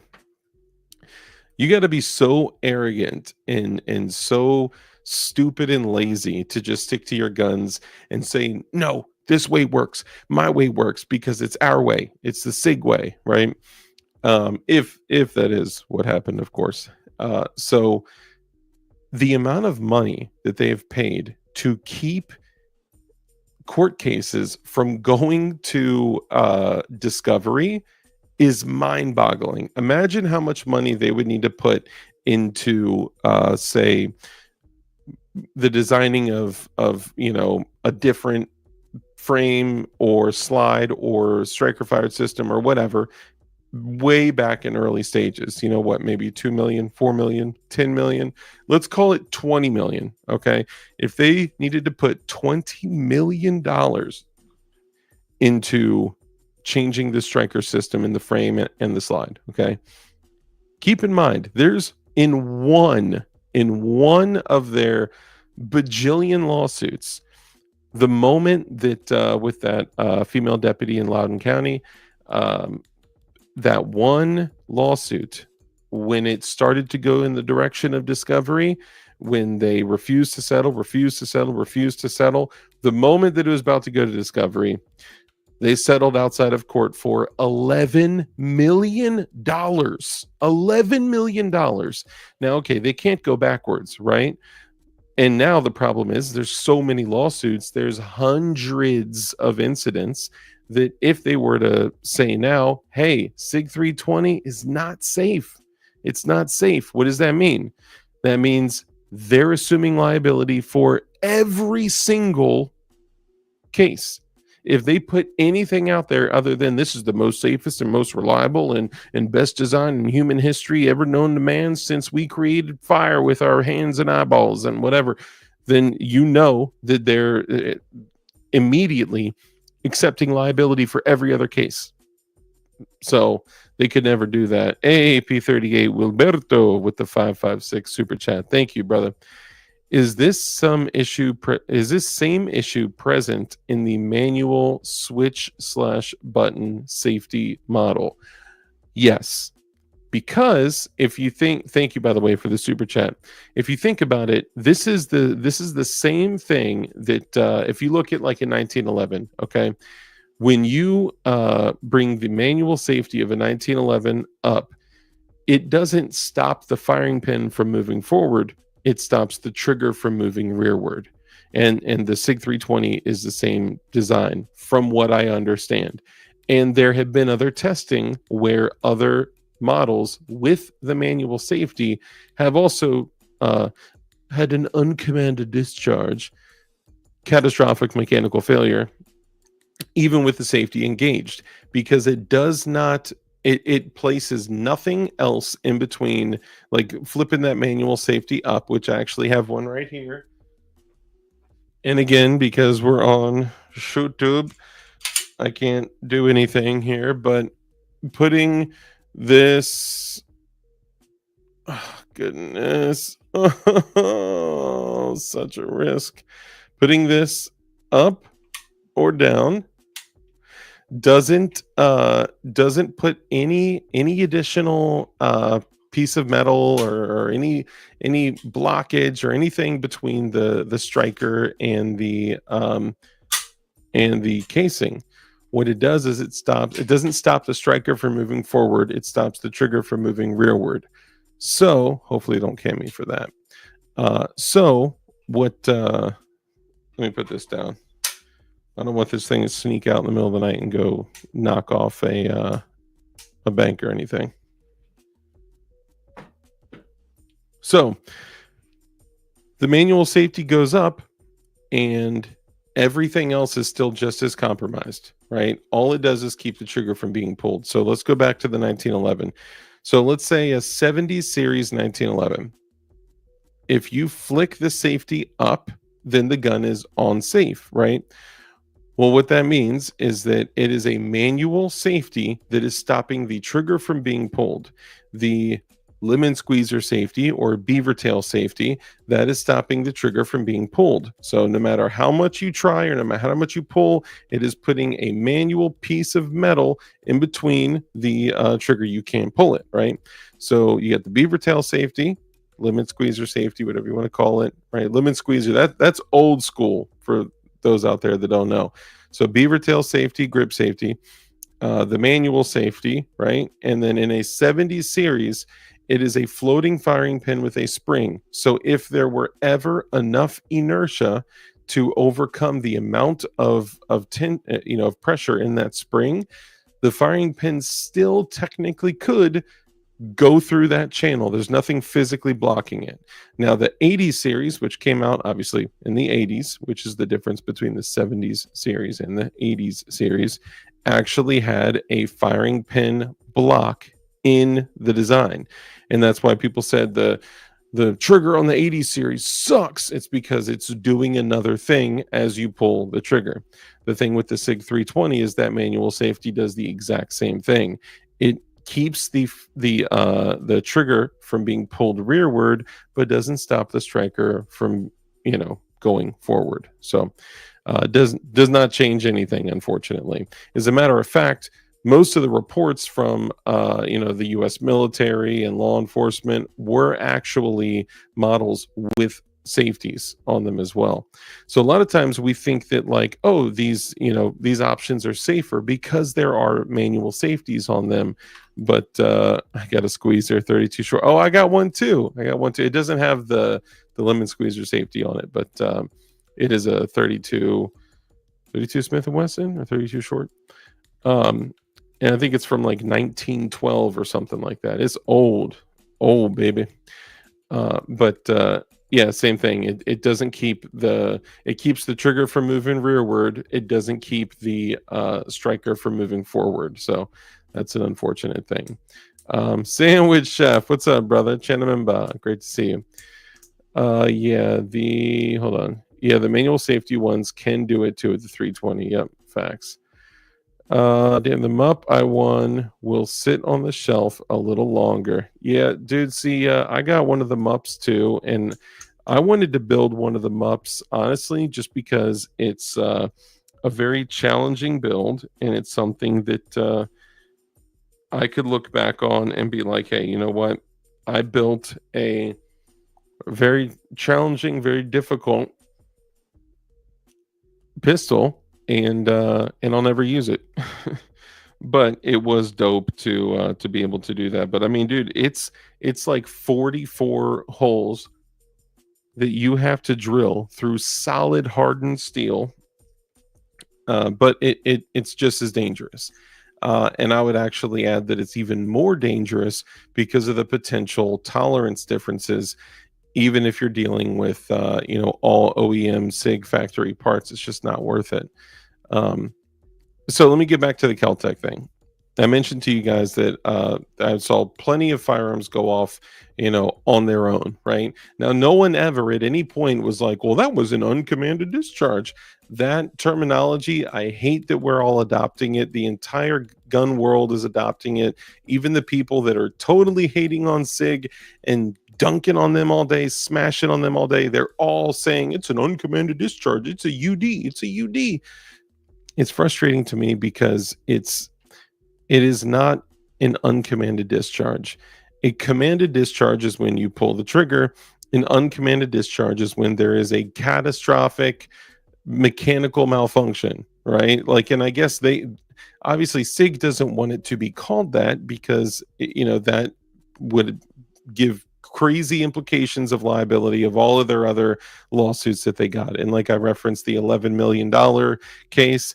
And it's really interesting that if you look at all of the other cases that are going on, it's right before, it appears to be right before discovery, did they settle outside of court for millions and millions and millions of dollars. That one was $11 million. And if you guys go to your favorite search engines or whatever, dude, Red Dawn pulled it up and he showed me, and I was blown away at the amount of lawsuits and amount of money that was alleged within these lawsuits, and then the alleged amount of money where they settled outside of court. It would have been cheaper to run that other gun, to make another gun, just completely from scratch, make another gun. Make a striker fired 226. All right, do something. I mean, dude, there's a million other things you could have done, but instead it was like crunch time. Let's take this Sig 250 that's hammer fired and retrofit it to fit a striker, and then we'll just see how it goes. I think it'll be fine. So in my opinion, there's no such thing as an uncommanded discharge. There's only such thing as a gun going off by itself because of a catastrophic mechanical failure. That's it. But again, they can't say, it's a catastrophic mechanical failure. And the catastrophe aspect of it is the fact that projectiles are flying out of the freaking barrel, right? That's why it's a catastrophe. But the most recent video from Approach Brand was actually, it was excellent, and I thought it was really good. I do not have a dog in the fight. I got no, what do you call it? Like, I got no, dog in the race or whatever, right? Or dog in the whatever. I personally don't have skin in the game, right? What I did very early on was I looked at the information, and I looked at the SIG 320, and I just found myself saying, you know what, with all this happening, and this was like a couple of years back, I was like, dude, the risk isn't worth it. The SIG 320 isn't even nice enough of a gun to, like, even if it was a Glock, I'd say the same thing. Hey, the risk isn't worth it. I'm not going to carry a gun that may just go off if it chooses to, right? That's why the whole thumbnail being silly, like the SIG 320 is innocent, right? In a way it is. The SIG 320 is innocent. But the people at Sig Sauer Incorporated may not be, allegedly. I'm just saying. Dog in the fight, skin in the game, dog in the fight, dog in the race, fighting the dog. It's not the size of the dog in the fight. It's the size of the fight in the dog. Anyway, name that movie. Okay, so getting back to it, sorry. So I'm getting frustrated while I'm hearing people dunk on SIG and then using SIG's terminology, which aids to them not being accountable, right?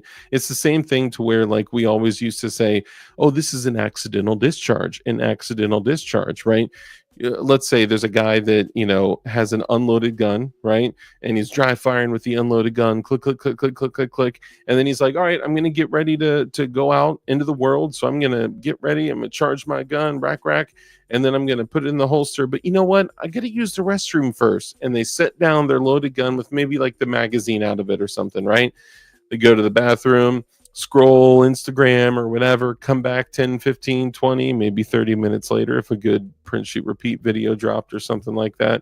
And then they come back to it, and in their mind, they were just dry firing with this thing, a little bit ago. So even though they charged a round in it, in their mind, they were like, I was just dry firing with this. It's clear, right?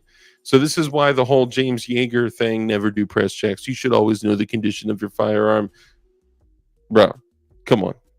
We can talk about that another time. Anyway, dude, this has happened before. I can tell you from a first-hand encounter that when you set down a loaded gun that you had just been doing an unloaded task with, then you come back, boom, round goes off. Oh my goodness. Well, that's an accidental discharge. Absolutely not. That is a negligent discharge. Okay, just the same way that what we're talking about this, well, that's an uncommanded discharge. No, that is a catastrophic mechanical failure. Sorry, that's all I'm saying. So I'm gonna show. I'm gonna give another example to you guys. I may be able to actually show this example at some point because luckily, when you're a Z-list YouTuber like myself. I'm sorry. It's terrible. All right. Sorry. Let me get some nicotine, then we'll jump into it. Hold on a sec. I'm going to get me a beer. I just don't think that one's long enough. Stupid son of a bitch. Okay. So when you're a high-level Z-list YouTuber like myself, you know what? It's so funny. Chat achievement, what are you talking about? Oh, it's like the X points, or is it showing the hit points? Dude, that's something that I can't control. I don't know why. I don't know if it's in beta or whatever, but please, no one do anything for like hit points on my stream. Don't feel like you have to send super chats to be like, please don't. It's yeah, it is. You know what it is? It is this. It is this. Just like Lumi says, super gay. And I get it. What they're trying to do is appeal to your psychological desire to be first and be right and be winning and all. Don't fall for that, because guess what? When you guys throw super chats, guess who gets paid? Y'all already know. YouTube gets paid. But even if you guys did have a desire to contribute, then you could contribute a different way, like this way. Bing, that right there. But even so, I'm not talking about that. I'm just saying, don't give YouTube any more money than just don't fall for the traps. If you guys do want to support the channel, then if you build guns, check out dldhardware.com, or if you love great knives at a great cost, really excellent EDC cutlery, then check out definitionknives.com. There's actually currently free shipping still at definitionknives.com. And we got it all, baby. We actually do have a lot of great blades up there. One of the most popular, that's funny, I just grabbed another DK1. This one is the DK1 one. No, we're not jumping into a whole DSN dark shopping network. I just have to show the co-pilot. If we're going to show off the knives, we got to show off the most popular one. The first one that sold out, the D2 Tool Steel co-pilot. This is absolutely the most popular one. Anyway, so $69. Can't go wrong with that. I'm saying, I mean, dude, looking at the price of other knives that are similar to that, my guy, that is killer deal, bro. Killer boots, man. Anyway, check it out. And look at that beautiful bayonet swedge in the back. Yeah, I know. Okay, sorry. So, all right. So I want to take you guys back. When you're a Z-list YouTuber like your boy, you can go to events and things like that. Well, one of the events that I love going to is the IV88 machine gun shoot. And that is an absolute blast. I love it. So many great people. CMMG is always there. Stern Defense, you know, a lot of great companies. Gideon is always there. Well, had always been there. It's seeming like it's probably not going to happen this year. Anyway, I can't talk about that on social media. I'm not supposed to. Sorry, forgive me. I'm a dirtbag. Ooh, I forgot I had this right here. The Aegean. Ow, ow. Bam. Look at that. That's actually named after the boys at Gideon. Anyway, sorry, let me stay on track here. So I believe I'd have to go back and look. I believe I may have video of this. So this was the first firing line that we were doing at the IV8888 machine gun shoot of 2023. So this was October 2023. And one of the gentlemen there, unfortunately, his wife had passed away. And his wife passed away. So what they were going to do is, for the first barrage of firing, the first firing line, they were going to let him set off the cannon. Boom! And then when the cannon goes off, everyone else on the line opens up fire, right? So he was doing it in memory of his wife who had passed away, unfortunately. So they said, everyone go to the line, load and make ready, do so as safely as possible, of course. And they are, but it seems like this year they may not. But we'll see. They've done it 13 years in a row, so it should be continuing, but there may have been some stuff that came up. We'll see. So they told everyone, okay, go to the line and load and make ready, and then wait for the cannon to go off. Boom! And then when the cannon goes off in honor of this young gentleman's wife who passed away, then the whole line will open up, and that'll be in memory of his wife. Okay. So everyone did that. They did the whole load and make ready, which, you know, I was like, I could either get in line and be part of the firing, you know, the first firing line barrage, whatever, But I think for this, I want to get footage of it. So I was back against the line, like horizontally, like filming down at the very end of the line. Stern defense is all the way down on this side, and uh, uh, a couple other companies, and then it goes all the way down to CMMG, right? So I was like, dude, I got to get this on film, and I believe I still have the film, but I got to go back and look. Anyway, Chad, we love you, Chad. This is no reflection on you, Chad from Keltec, who's actually no longer with Keltec. Chad comes up and he has the I think it's like not the RFB, but the 5.56 variant of the RFB. It's the Bullpup 5.56, right? And he does his thing. He loads, makes ready, and then he has it at a low ready.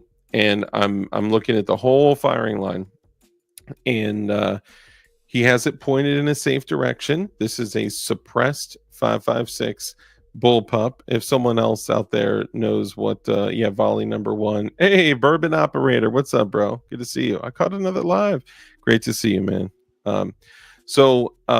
Chad from Keltec is right there, and he of course has the Keltec Bullpup 5.56.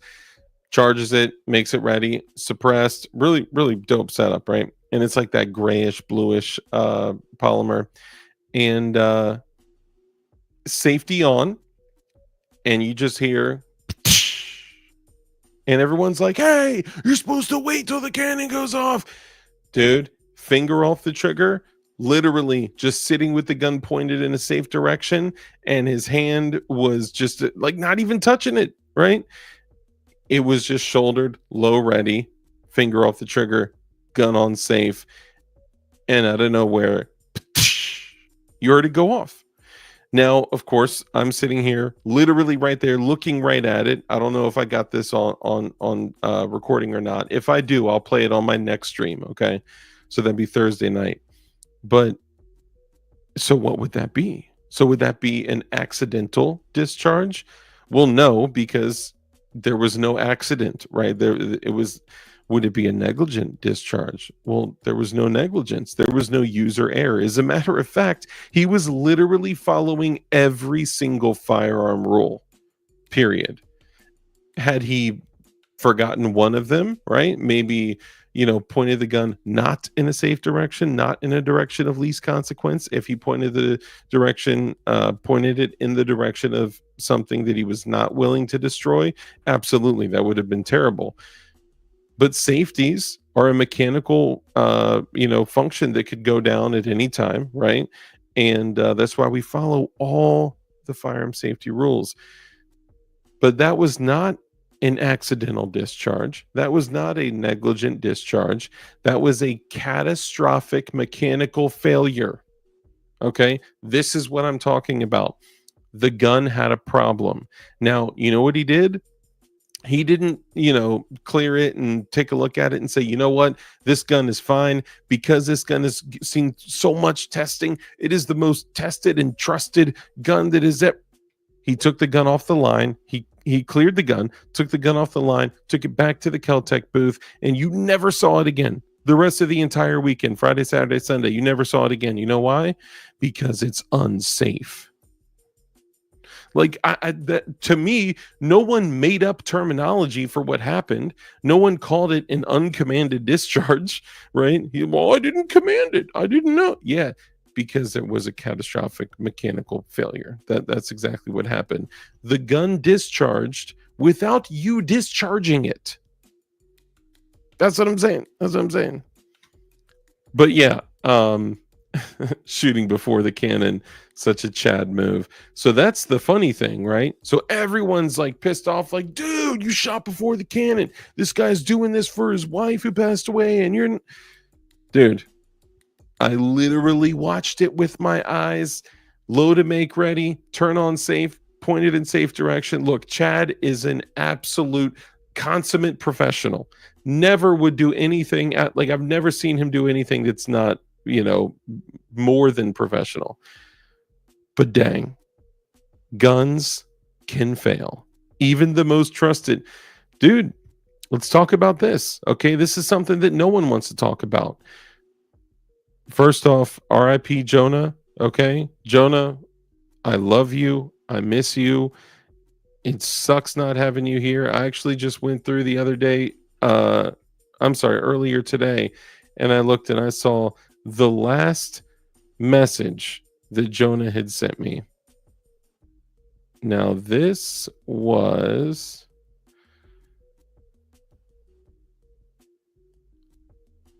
Oh man, I gotta definitely send.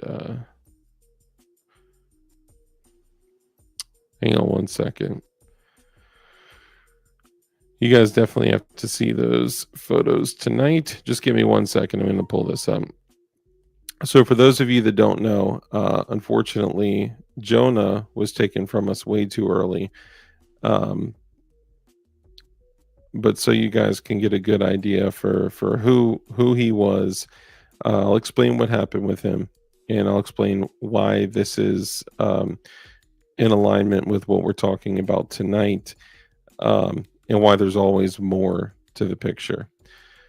But let me see. The last picture that Jonah shared with me. Oh, look at that. He literally was holding up cans and stuff right in front of the police that were out there. It's too funny. Oh man, Jonah was such a just pure Chad. All right, hang tight with me because I want to give you guys a good laugh. Oh, it may be back a little bit.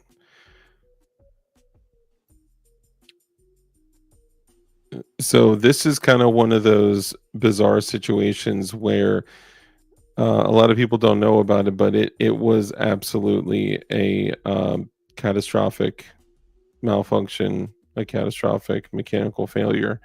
And dare I say it, maybe even so it's hard to actually put blame and fault into this, but I'll say this: it was absolutely not Jonah's fault. But I want to be able to explain this, and because I know Jonah would have it no other way, I need to share the last photo that he shared with me before he passed away. Okay, I think it's on this. Oh, come on. So we were talking, and he called me. I didn't pick up. I said, let me give you a call right back. And I called him right back. And then he texted me back, and he was like, hey, I just got to go to the bathroom real quick, and then I'll call you right back. And then he sends me. Oh, I think this is it. Hang on. Dang, how far back is this? All right, I'm too committed now to not find the picture. I'm way too far back in my pictures. Come on, man. Come on, man. Dude, for real? I'm going to lose all my viewers if I don't.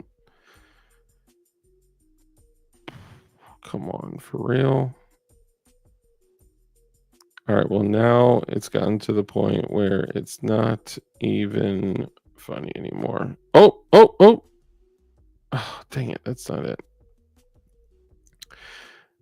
All right, I'll have to skip that. But so here's the deal. So if you don't know, Jonah with Big Mac Defense is a great friend of ours, and probably one of the most hilarious guys. He was an SOT, and if there was one thing that he did really, really, really well, it was building machine guns. He was a champ at that. And he and his, at the time, girlfriend, they just bought a house together. He had, like I said, his SOT. He ran a gun shop, so he had the whole inside of his house on, under surveillance. Just in case something happened or whatever. And him and his girlfriend were literally going out to go ring shopping. And I know I do need to make folders. It's one of those like one photos that I just never, made. I got a gang of folders, but so him and his girlfriend were going to go ring shopping that literal morning. And what happened is he was charging his handgun to put it in his holster to then put the whole unit inside his waistband. And what happened was when he charged his gun, put one in the pipe, he put it in the holster, and then he dropped the whole thing. Now, because of that, when you have a loaded mag in a handgun, gravity takes over and the heavy part falls down, which is the part with the magazine inserted, and the gun ends up falling like this. Well, when the right amount of things occur or the wrong amount of things occur, that's when catastrophic things happen. And he was literally like nearly chest height when he dropped it, and he was leaning over to try to follow it down to try to stop it from hitting the ground, or stop it from falling, catch it, or whatever, just trying to stop it from hitting the ground.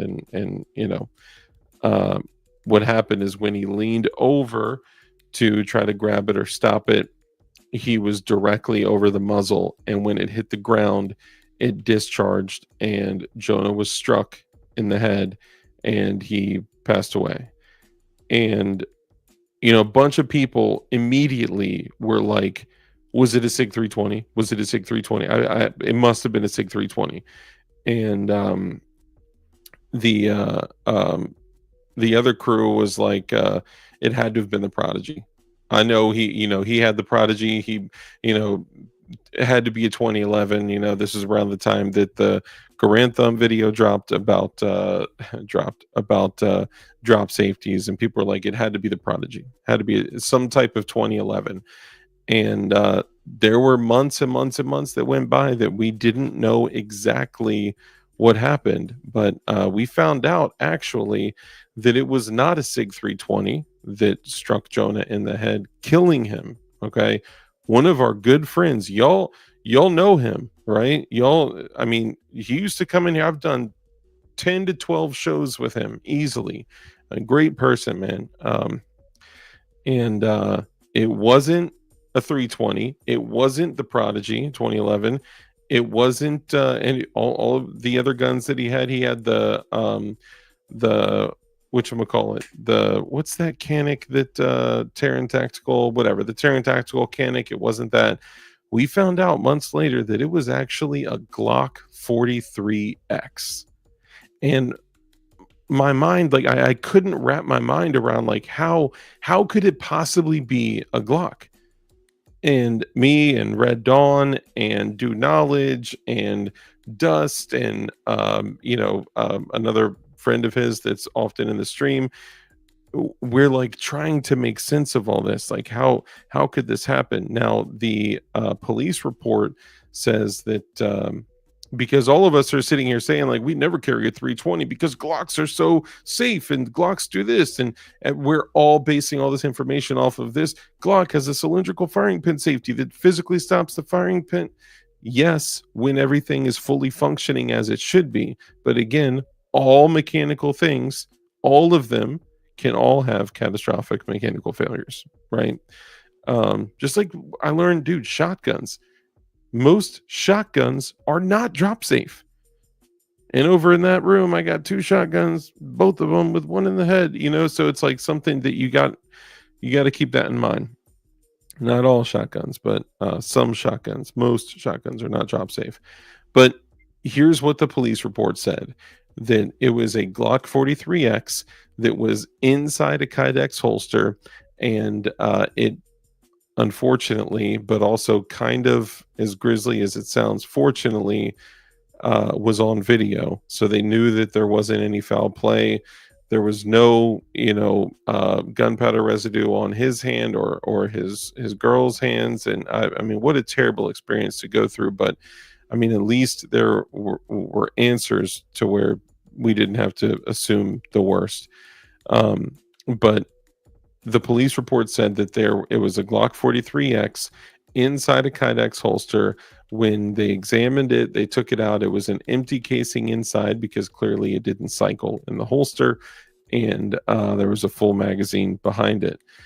There were three, this is the police report, there were three aftermarket components that did not work correctly or appropriately.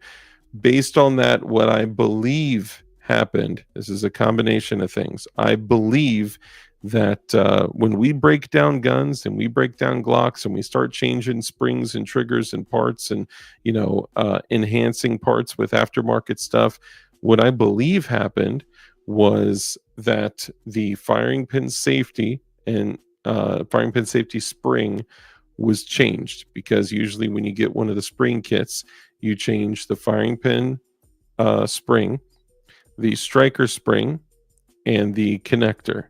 So I believe those were things that were changed, and it's a possibility, if you guys have ever reassembled a Glock slide, when you put that striker safety back in the slide, if that spring is not in there perfectly, and if it is not, correctly inserted, or if you're not using gravity to aid you when you put it in upside down and that thing falls out, if that firing pin safety ends, being inserted, pushed all the way up, then that will absolutely allow the firing pin to go through every time.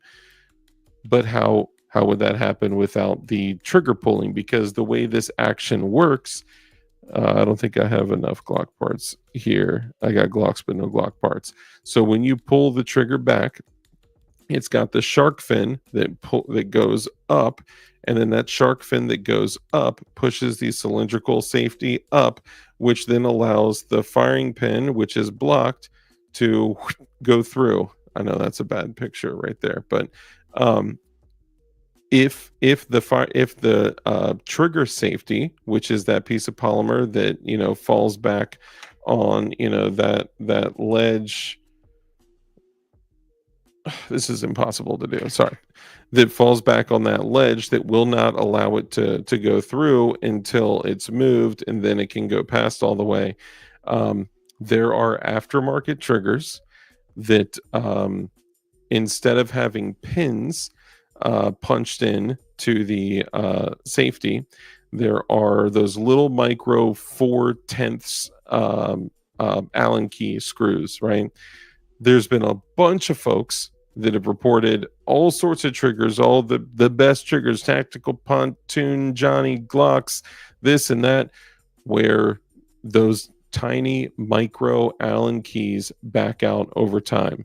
And it would have just, the only way this would have worked is if the safety had fallen out through carrying it or shooting it or both, and there was no trigger safety, and the firing pin safety was stuck with carbon being put back in incorrectly or whatever.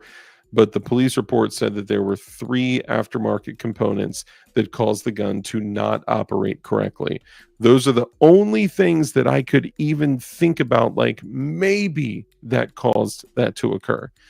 But that's all I can think of. If you guys can think of something else that makes a little bit more sense, please let me know, because I've done it all. I've literally sat there with other dudes that know about the situation and knew Jonah, and we're sitting there on FaceTime, like just, dicking around with stuff, trying to take, pics and punches and all that, like messing with the cruciform and all that. So all I want to say is, so I don't know for sure. Now the family may get the firearm back, or may have gotten the firearm back. And if that's the case, then our boy Skywalker may be able to get his hands on it, and we would have way more clarity on exactly what happened. But, it was so shocking to me when I heard that it was a Glock, and the police report stated that it was a Glock. It was like, what? Now, there's one other thing. So in the Gen 5 setup, if you take out the trigger housing, there are, because it's like it's almost like a letter, it's like a vertical letter H that system goes in kind of sideways and gets turned, and if it's put in at the wrong hole, because there's two places you can put it in, I mean, that could totally throw it off. I don't know for sure. And I talked to his sister Sabrina many times, and she was so super kind and helpful, but I just didn't want to push too far. You know what I mean? I mean, I could only imagine, like, God, like, we deal in firearms every single day, and we deal with items that are literally designed, developed, and perfected to snuff out life. Now, it's not the only thing they do, right? Like, dude, I'm a paper shooter, right? I shoot paper all day. That's my thing. I mean, not all day, but you know what I mean? Like, I shoot paper silhouettes, I shoot steel, I shoot like that. That's it. And I do that to prepare for, if ever, God forbid, if I ever have to use that firearm to defend, so in the act of self-preservation, right? Defend myself, my daughter, my family, my whatever. I have no intention of doing anything, right? But if, God forbid, if we ever have to, take the country back, of course I have no. Anyway, but we're usually not thinking of, like, man, if this thing pops off at 45,000 psi and throws a 100 and whatever grain projectile going at 1,500 feet per second, that, I mean, dude, that will canoe a mofo. Like, that's it, it's a wrap. When I was a kid, you know what, I'll say this. A lot of times we get so comfortable around firearms that we forget how effective and tragic the results can be when we don't give them the respect due. Kind of in the same vein as dudes that run motorcycles all day. They run motorcycles all day, and you get this kind of like morbid, like, joking about stuff, and then all of a sudden, boom, you lose a friend. Mostly because of dirtbags that drive cars, right? It's usually not because of idiots behind the bike, but the moment that you stop giving that bike that level of respect, that, like, I am rolling around 100+ miles an hour with no method of protection other than the dear Lord's air, right? Then, yeah, I mean, things. I lost a friend on a bike, and almost lost another one, and took him 3 to 4 years to get put back together again. And bro, it's serious. So I guess I say all this to say this: we need to make sure that we are giving these tools the respect that they are due. And we do need to make sure that we train to make sure that if, God forbid, we do need to grab our gun and preserve innocent life and preserve your own life and so on and so on, and be the good guy killing the bad guy, right? If, God forbid, if we need to, whatever that means, whether that's responding to a tyrannical government, or whether that's responding to an active threat, or whatever it is. But the purpose of having these tools is to end life if needed, and if they're pointed the wrong way, then it could be bad for you as well. That's all I'm saying. Yo, Dark Water, brother. Great to see you, man. If you guys are fellow knife enjoyers, you need to make sure that you follow Dark Water. He has a great channel, and actually he's blowing up super quick. But please make sure you check him out. Dark Water does a really great job going over a bunch of super cool knives. And actually, Dark Water, I'll let you know now, because you're here. I am currently selling a virgin blade, unused by me. We won't say virgin blade, unused by me, Microtech stitch. Oh man, that thing is so dope. Look how mean that bad boy is. I did buy it from a guy who owned it before me. He had said he didn't use it, but I can't confirm for sure that he didn't cut a piece of paper with it or something, right? But yeah, this is a Microtech stitch. And as much as I hate to do it, the one that I bought from you a while back, the Colossus, and you know what? I need to show this off just so you guys understand the nastiness of this knife. Check this out.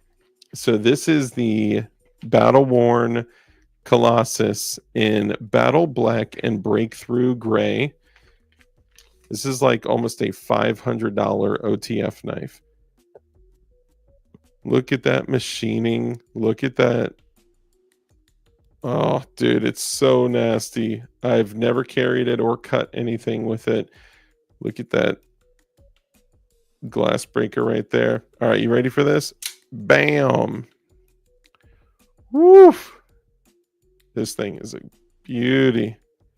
Honestly, this is one of those things that it's like if you carry the Microtech Stitch or the Colossus, like you literally have a $500 bargaining chip in your pocket that if needed, you could be like, okay, of course I have the tool that I want, right? If you know, if need be. But also if I needed to bargain something, I got a $500 blade in here. But yeah, these are great knives, and because you are the knife guru, I figured I would let you know that I'm selling some of my personal collection stuff, and these two are on the top of the pile. So Dark Shopping Network, I know. For $25, yeah, $5, Buster. Yeah, you know, it's crazy. If you would have told me, I actually posted a video like 3 years ago saying, I titled the video "The $500 Microtech of My Dreams," right? So I mean, it sucks to get rid of it, but right now my focus has to 100% be definition knives. And by the way, Darkwater, I got to get some of these bad boys out to you, but the focus has to be definition knives and raising capital for definition knives. We got so many super dope, awesome knives, and I need to make sure that I put all that capital, time, and energy into this. So that's why those are up for sale. So anyway, but yeah, if you enjoy knives, then make sure you check out Darkwater. He has a great YouTube channel and is blowing up super quick. He does giveaways and stuff like that too. So never had a stitch? Need to get one of your knives. Yes, I know, dude. We got to set that up for sure. Looks super cool. It is. It's man, it's a nasty knife. And dude, where did I set that? Where did I set that $500 knife? Technically, it's not actually $500, but dude, am I going crazy here? What? Of course, the second. Oh, it's right under the mic. The grip option. Oh man, look at that aluminum machined blade, and look at all the knurling. Like just the way that it looks is so nasty. So it's a button lock, right? But so you can hold it just like a normal knife, right? Just whatever. Dude, the way the pocket clip lines up when you grip it is perfect. But you can also choke up on it. You can also choke all the way up. It's like a freaking meg tooth. But it's got jimping all the way up there, man. You could be sitting on your porch whittling some freaking pine wood if you wanted to. Just listen to this action. Hold up. Okay. Whoops. You ready for this? Let me adjust this. There we go. I can't have it too loud when it's my voice. But for this, knives and Jesus, bro.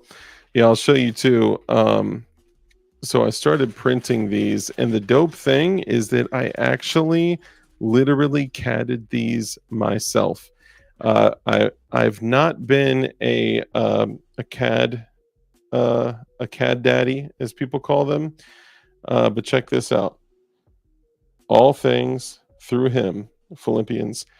Then I also am doing black ones, and this is with the blood filament, of course, because the blood of Jesus Christ. all things through him. I do have another one that I made, which is super dope. And I got a whole bag of them. I'm also doing. There you go. I got a whole bag of them. I'm also doing the Definition Knives logo ones, which they're all keychains. And I got my own special one, which is a little bit bigger, full size, super sized actually. But I have another one that is black like this, but I did the other layers to where this translucent blood filament, it shines all the way through. And on the back, it says hands for battle, fingers for war. Dude, it's so dope. So all of God's creatures love knives. Facts. Yeah, linchpin, you know it. Hey, thanks, Kurt24. Appreciate you dropping that. You got any Tonto blades? I do. I actually, man, I just literally pulled it off me. That was a Tonto. Yes, not everyone wants a knife, and not everyone wants to watch. Facts. Have barter for escape. Totally agree. Yep. Knives and Jesus. DSN. Rode dual sports for 17 years. Nearly died twice. Woof. Negligent drivers, dude, for sure, man. It's crazy. I mean, it's something that we dealing in firearms, even dealing in knives, right? Tell me, have you guys ever accidentally been cut or been cut by somebody else? And if it was just in a different place, that could have ended very, very badly. I'll tell you what, firsthand, no exaggeration, firsthand right there. Dude, that cut, I could literally see white, stringy meat inside my hand. And that was from me resisting an individual that was interested in what I had in my pockets. Knives and Jesus, an unbeatable combo. Absolutely. Yeah, I would encourage you guys to take this time, man, where things seems like things are just so crazy and out of hand. The only peace in the world that exists is taking time to get right with God and build a great relationship with Christ, and just commit your life to being as Christ-like as possible. And I don't know if you guys had noticed, man, over the last year and a half, just under 2 years, once I committed my life to Christ, I started slowly changing my ways, just working on becoming a better version of myself, for, of course, for my daughter and for, I mean, even for me and my family. But all the worldly stuff matters so much less when, you're living for Christ. And I've never been on fire for Christ like I have over the past year and a half, 2 years. So, man, I'm seeing all these too, man. I forgot about all these super awesome knives that I have here. We're going to do, I'll tell you what, if you guys want to do a, dang, I got that too. I can't show that. Not yet. One day soon I can show that. I got all these OTF knives too. Oh, the little fatty. Johnny loves a skinny, but I'll never turn down a fatty. 154 CM. This one is 154 CM. Oh, is this the... Hey, this is one of the failed ones. It was the letters were too small. This one I think is 154 CM as well. Yeah, 154 CM.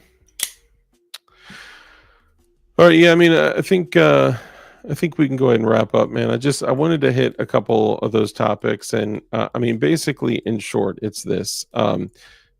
We need to stop adopting that language from SIG. Okay, they were the ones that came in and started throwing around this UD, this uncommanded discharge, and then we all adopted it because, look, a lot of times, we're just as guilty as any other political party that we disagree with, right? Everyone always talks about like, oh, these crazies on the left and these leftist extremists, they just, take, anything, any snippet, any headline that anyone says, and then they run with it and they go repeating it and all that.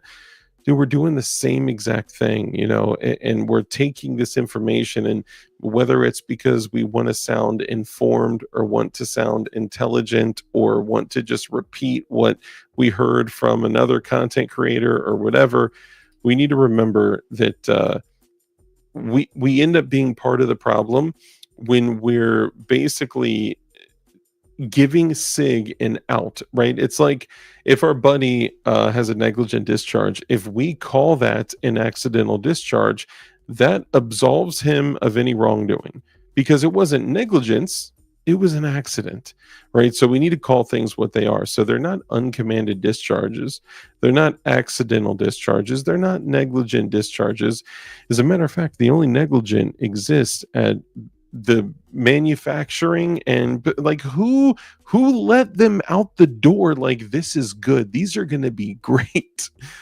That's where the negligence lies, but they are catastrophic mechanical failures. So if we can start a new trend, all right, where all these videos, when they pop up and people say all this stuff and they're like you know, so and so in whatever state had an uncommanded discharge, and the uncommanded discharge, and we need to jump in the comments and jump whatever we need to say. It sounds like that was a catastrophic mechanical failure. I'm just saying. Maybe I'm too picky. Maybe I'm too much of a crybaby. But I mean, dude, I'm not gonna lie. It's frustrating. No wife to steal my knife. Facts. I'm not gonna lie. After you know, the separation and guaranteed divorce, way less opportunities to lose my cool stuff. Yes, dude. I'm so glad that you found it, because we no longer have Boyds in stock right now. And honestly, the ones that I want to send to Dark Water would be a Boyd and a DK1, and probably a Boyd and a DK1, but maybe like a co-pilot or a journalist. The journalist is dope. I think the journalist and the birdshot are two of the most slept on. 8CR13 MOV steel and black G10. We do still have a buttload of journalists, only because we did get another order of journalists in. I think I literally only have one more birdshot. So if anyone out there is just fiending for a birdshot, they're $59 free shipping on definitionknives.com. So check out Definition Knives. Let me go back and read through the chat. I'm super behind on chat. Yeah, if you want it, that's actually a it's kind of a rare guy. This is a modified Warncliffe, and I got a whole bunch of these, and I would give a crazy deal on it because of what I got them for. I have a whole collection. Oh, and you know what? You know what popped up? The one that, as silly as it is, ooh, oh, do you guys remember this? The carbon fiber Barracuda Warncliffe blade. That thing is sick. The carbon fiber Barracuda is nasty. Ooh, and this one, y'all remember this? Another Warncliffe. That's D2. Both of those are D2. But the one that popped up that I forgot about, I seem to often forget about it. No, I can't lose the skizzers. I need those skizzers. All right, where is it? Where is it? Oh, and we do still have Samoa D's on Definition Knives. Oof. Oof. That blue hardware too, bite. All right, sorry. Let me stay focused. Remain focused, DLD. Ah, here it is. For some reason, and I don't get it. I mean, I get it because it's interesting and cool, but for some reason, this just got like the most attention out of everything. The Karambit OTF. Look at that. This is the D2 version, right? Yeah. It's the D2Z. I mean, it's a mean blade, dude. It's like a Tonto Karambit. It's like a Tonto Rambit. This thing is pretty nasty. It's got that, like, you know, little swirly do. But I don't understand. Well, either way, yeah. So this is another one. This was probably one of the most popular ones, even though it's one that's never cut anything. And then I had a couple other ones here. These are old school. Tack knives were the homies, and you know, they've always, you know, taken care of me. So I'm certainly not saying anything bad about them because, dude, all their knives have been great.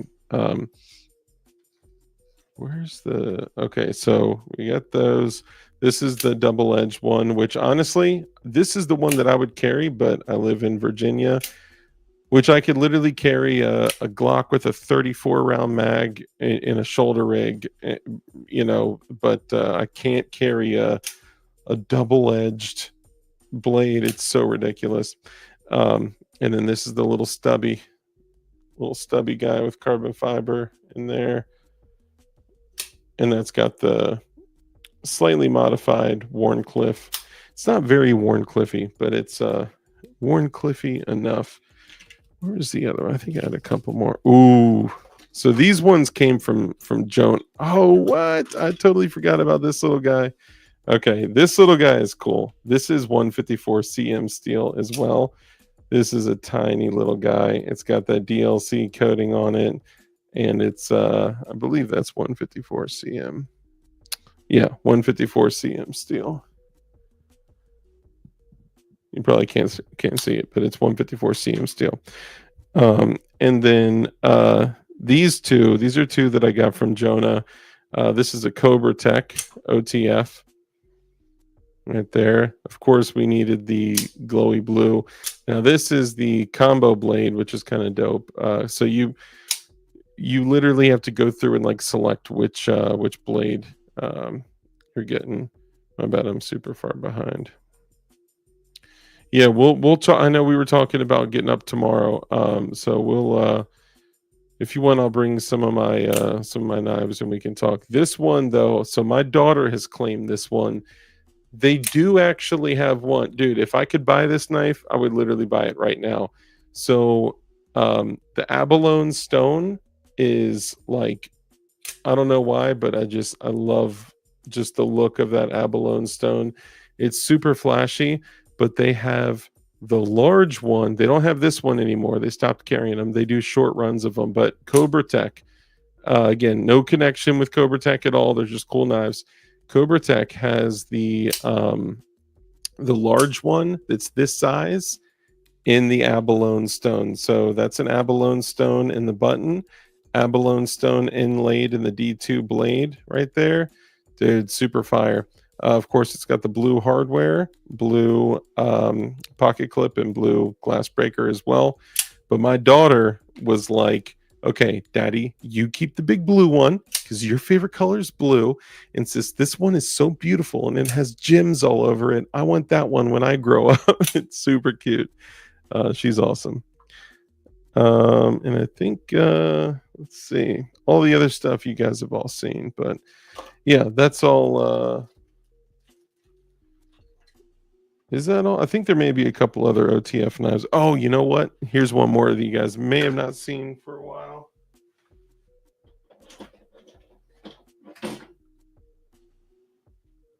Oh, I forgot about that.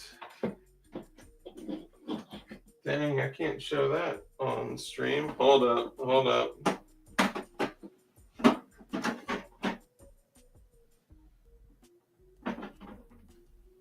Hey, you know, if anyone out there is an old school knife enjoyer, I'll share this with you. But so first, this is another Cobra Tech. I actually ended up putting another Tech Lock on it. I probably would use something different, but this is just a little punch dagger, and it's also Cobra Tech. It's D2 tool steel, and that thing is just so fire. I definitely for like small, light, simple, and just a little like poker you can just grab for opening up packages and meat and things like that. That one's dope.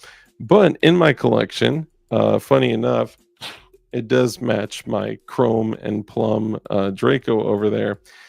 This is an actual Italian swing guard stiletto. So you see that swing guard right there? Watch this. Swoop. The swing guard actually comes up and gives you a whatchamacallit, hilt, I guess it would be. So it's riding on little like pivot pins, and then when you hit the auto button, that's the button right there. So it is very old school. You know, these are traditionally crappy little, you know, 440C blades, but AKC out of Italy made this one, and it's just cool. And the fact that it's, you know, plum and stainless matches that plum and chrome Draco. But yeah, just cool little knives. If I were to take out every single knife that I have, oh my goodness, we'd be here for days. And actually, here, 3 more, and then we'll wrap up. Oh, I forgot about that one. Dang. Oh, here's a Tonto. Here's a Tonto for you.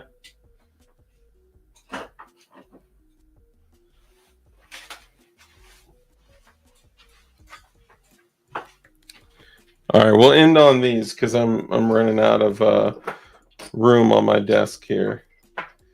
Dang. All right, so that's another. We'll come back to the double XL. We'll go back. I'll put the double XL ones off to the side. So here they actually did have a Tonto here. Which one was this? This is I think this is 154 CM, and it's a little baby Tonto. It's about the same. Actually, it may be exactly the same size, yeah, as the little one right there. But it's a, you know, cool knife. It's like a backup size. This one though, here's another one of their higher end knives. Got the carbon fiber in there, and it's got so for like right-handers, you're gonna find it, you know, the fire button is on the sides, right? But for a knife that you can actually carry left-handed or right-handed, it'll be on the front like that. Bam! This warnie right here. This one has been used a little bit. You know, cut some things with it, but just basically like, you know, paper and stuff like that. But that one is dope. That's D2 tool steel. And then this one that I couldn't see myself parting with, DSND. I'm not selling all of these. I'm just showing them off. A couple of them I'd be willing to sell. But this is this 154 as well? D2. So this one's D2. So this is a drop point. This is their more tactical knife. This is the drop point D2. I do like this. This action, I mean, that thing is like crisp. It's pretty sweet though. And it's super low key, low pro. So really only, you know, that pops out of your pocket. So most mofos wouldn't even be able to tell, like, you know, what you got. But the cool stuff, let's bust out the cool stuff. So first off, today, I'm always carrying my DK1, but I also enjoy carrying the Black Talon 2 from Cold Steel, because this thing, man, it just looking at the angle right there, bro, anything you go into is going in that much, and it's zip. This is what I like to call the unzipper, right? That thing is just nasty. And as long as you know your biology, then you'll know exactly where to go if you need to make something leak real quick. Like 2 liters and things like that. I keep a P38 on my keychain. Okay, what else? Oh, so because you can't have just one. I do have the Black Talon 2 also, but this one is fully serrated. So the one I got in my pocket here is because these are flat grind blades, so it's pretty nasty. But this one I've carried and beat up for quite a while. But dude, if you can manage a way to carry both of these things, zip zip, yeah, you can do some damage, especially with that fully serrated blade. Oh, dude, yeah, that'll do some nasty work. All right, let me put this bad boy back in. All right, so now there's that. Now, another cool knife that, you know, it's not too expensive. You can get them for like 50 bucks. This is the Cold Steel Luzon XL. And this is cool because they came out with a locking mechanism, because it is a liner lock that if you look in there, it literally locks the liner lock to where you can't push it in, right? So it's just, you know, a backup lock. Now, the cool thing about it is that it's got the hilt on both sides, so you can use it as a flipper, right? Or you can use it just like the, you know, we call it the, whatchamacallit? It's like the, oh my goodness, the Emerson Wave, the Wave feature, sorry. So the Wave feature gets caught in your pocket as you're pulling it out, and it opens up the blade, just like the other two. I just showed you the Black Talons. So as you're pulling it out, it opens up, and it gives you some additional reach, leverage, and all that, which is what a knife should give you. Now, the other ones, so this is the Cold Steel Holdout. This is the Holdout 1. Fully serrated. This thing is just crazy because not only is it a massive 14-inch piece of just incredible, I mean, this thing is awesome. It's a huge tool, but 6-inch blade, 7.5-inch handle. So you're pushing almost 14 inches in hand with a fully serrated blade. This thing is a meat ripper. But the folks over at Snaggletooth made this setup for, so they retrofit a bunch of these, so including the Frenzy. This is one of my go-to carry knives as well. It's another great Wharncliffe. That thing is just a nasty blade. The Frenzy is sick. Be careful though, because a lot of people are out there selling fake Frenzies, and they're like about an inch shorter. So they look legit, they're not. Anyway, dang it. Snaggletooth makes these little, Snaggletooth pieces that you can actually replace half of your, whatchamacallit with. So as you draw the knife out of your pocket, catches on your pocket and opens up like the Emerson Wave feature. Like the Emerson Wave feature, but not exactly like it, because that would be a patent infringement. So this is the Holdout 1. It is very light, like I'm telling you, like crazy light. I like the 6-inch blades. This one, the Frenzy, is 5.5-inch blade, and I think this is a big knife, but it's also very, very, very sharp. This is S35 VN steel. It's a very good knife, and you can get it for like 130 bucks or so. So it's a great blade. See, I don't only talk about definition knives, guys. You know what I'm saying? However, the most famous of all massive blades is, so I can't say the most famous, because before this, I had the Raja 1, which is a full aluminum and black micarta handles. That's so dope. This is the Raja 2.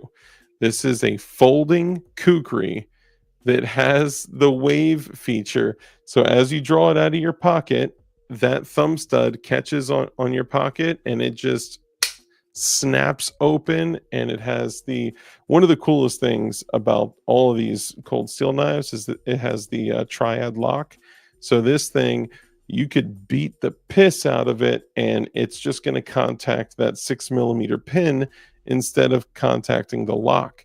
So you could literally just bam, bam, bam. I mean, you could baton through logs with this thing, and it's going to be just solid AF.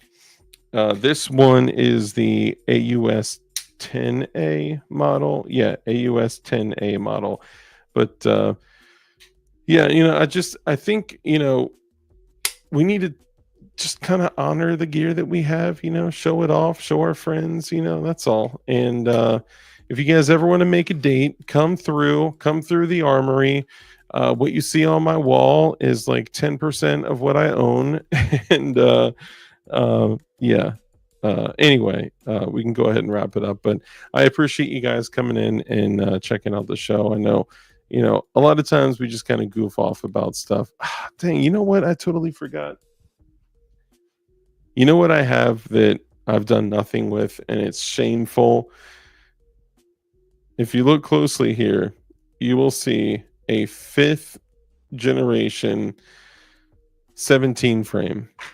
And it's shameful because I told you guys I wanted to put together a Gen 5 MOS 17L, and that I would carry that thing, Gen 5 MOS 17L MOS, with a light, with a magwell, with a +5, +6 extension on it. Honestly, I would run the 24 rounders in that thing.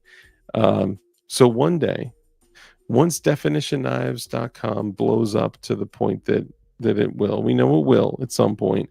Once DLD hardware continues to blow up to the point that it will, hopefully, and once we continue to grow the channel as businesses, as everything starts to go up because we're all trending up, maybe, just maybe, I can go ahead and have this Gen 5 17L MOS. And as we continue to prepare for the who knows what that may be coming, I really want to encourage you guys to continue preparing. Make sure to focus on water, food, shelter, security, because look, we never know what we never know what SHTF may look like. But I think I have a feeling that I may have gotten a sneak peek of what SHTF may look like. I think SHTF is going to look like this. I think we're going to be going up against, look at their boots. Look at their boots. Okay, hold on. So I made these the other night, and it was with like Hank Strange and, Flying Rich and Walt and all those guys. And they were like, why are you even doing this? This doesn't even make sense. But dude, this is just hilarious to me because this is like exactly what embodies the gun culture. These are the dudes that are running around talking about uncommanded discharges. Anyway, so if you're curious about what SHTF may look like, I think this is exactly what it's going to look like. And actually, you know what? Oh, can I move the ones to? Yeah, here we go. Okay, so let's see. How do I zoom in? Okay, so there's the next one. Notice he has a PSA patch on his plate carrier, and Cheetos dust all over them. Their boots are totally covered in Cheetos dust. They have cans of Mountain Dew affixed to their kit, and their faces are totally covered in Cheetos dust. This one is a good one. I love how, oh dang it, come on. I love how the focus here is the massive bag of Cheetos. Oh, where are the other ones? Okay, so this is one. All right, we'll zoom in a little bit. This is two. Dude, you gotta respect for the Mountain Dew grenades, okay? That's money. All right. And the PSA patch right there, bro, that's incredible. Yes, they must be large, very overweight, Cheetos dust covered men with PSAs. That's just the way the world works. There we go. Dude, this dude's equipped with the whole, he's got orange soda grenades, he's got Sprite grenades, Mountain Dew grenades. Man, this is beautiful. And of course they're covered in Cheetos dust, but their boots and the ground is what's most funny about this. And this one is just, you know, this one just got a little out of control.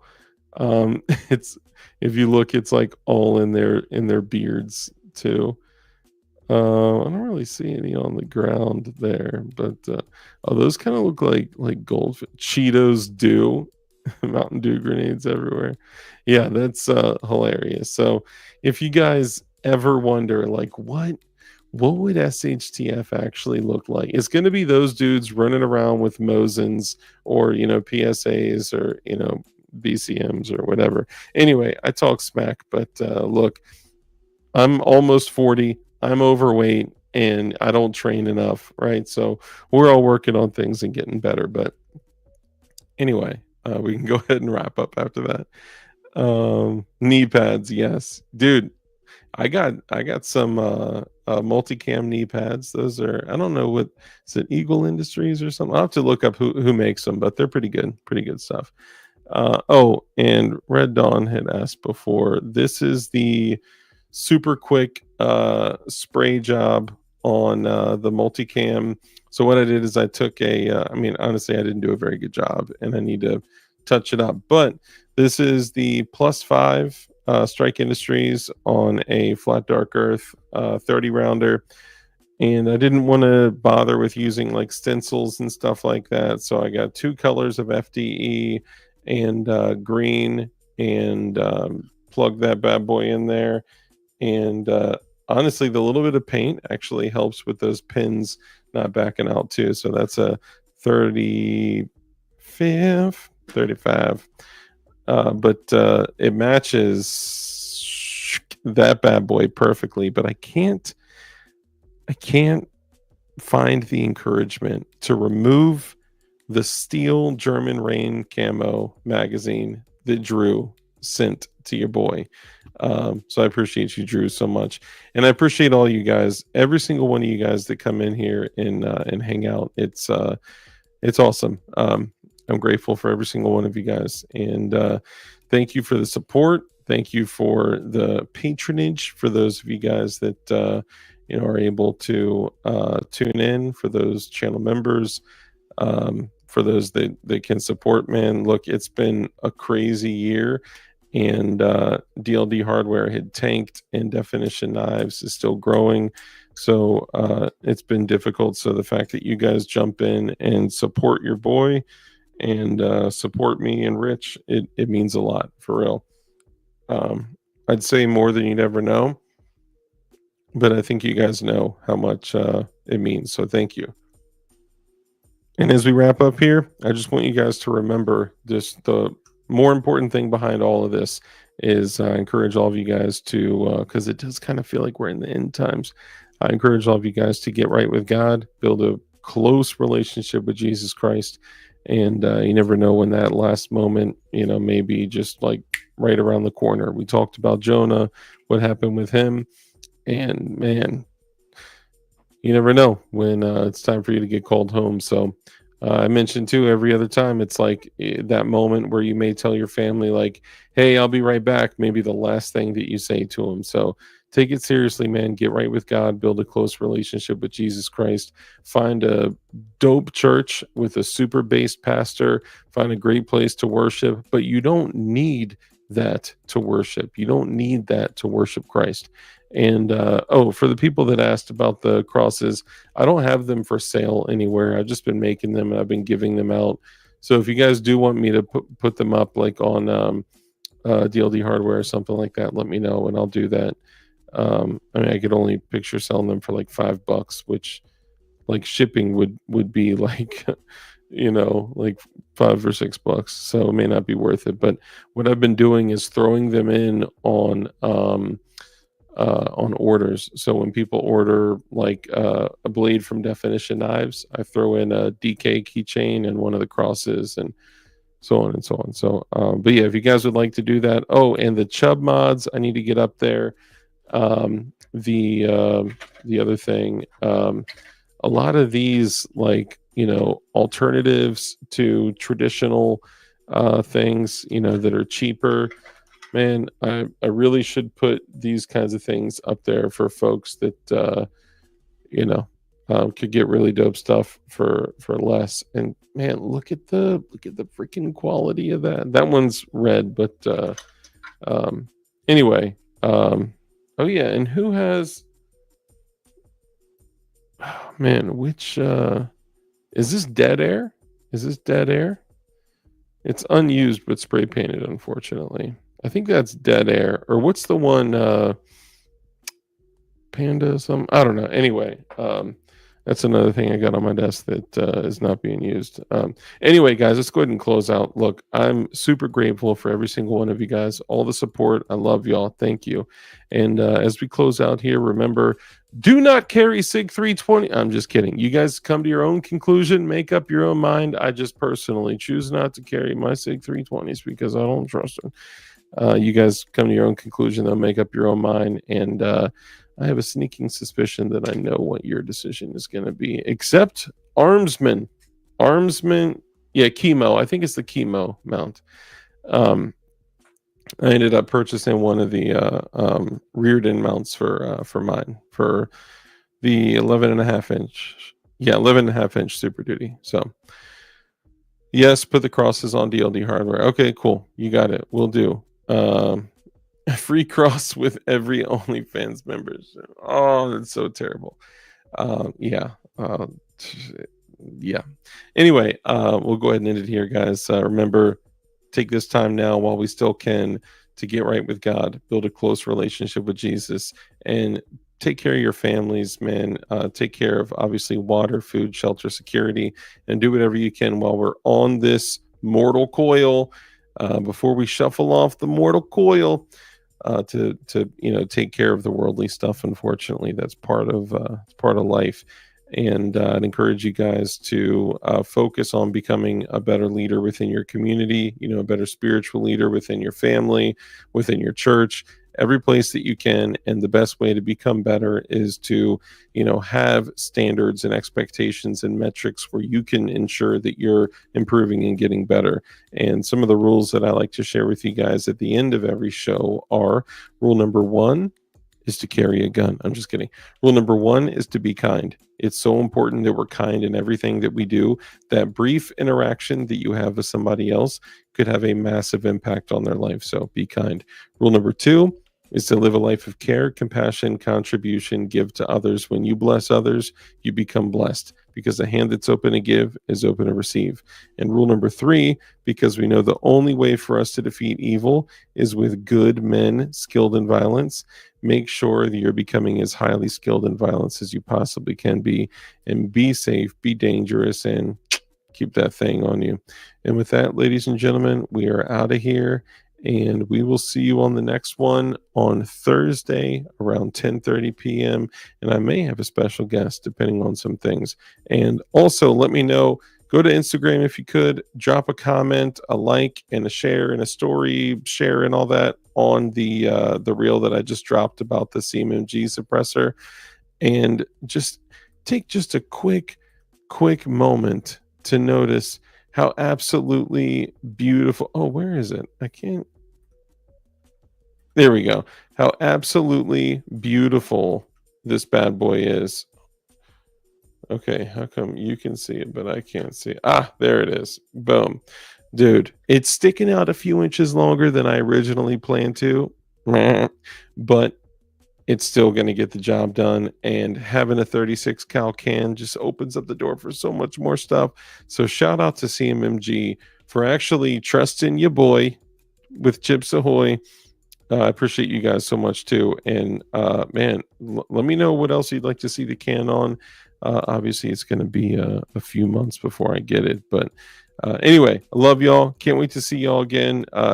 Go find the post that I did on IG. Just show some love, and thank you all for kicking it. Thank you to the mods. Thank you to the viewers. Thank you to the channel members. We'll be back on Thursday with a new show at 10:30 with possibly with a guest. And let me know what you guys would like to see done with the SDS Arms Mac IX. Do you want to see throw a brace on it, little super safety, or an FRT? Throw a can on it with some burp burp. Do you want me to turn it into a night gun? Do you want me to turn it into a bat signal? I don't know. Anyway, I love y'all. I'll catch y'all on the next one. Anything that you guys could do to support the channel would be awesome. DLD Hardware, obviously Definition Knives, and support the homies that support us, including Gideon Optics, including Goon Beam, including Fat Tack Holsters, which they have way more than just holsters on their channel. Anyway, I love y'all. Catch y'all on the next one. Peace. Crisis King.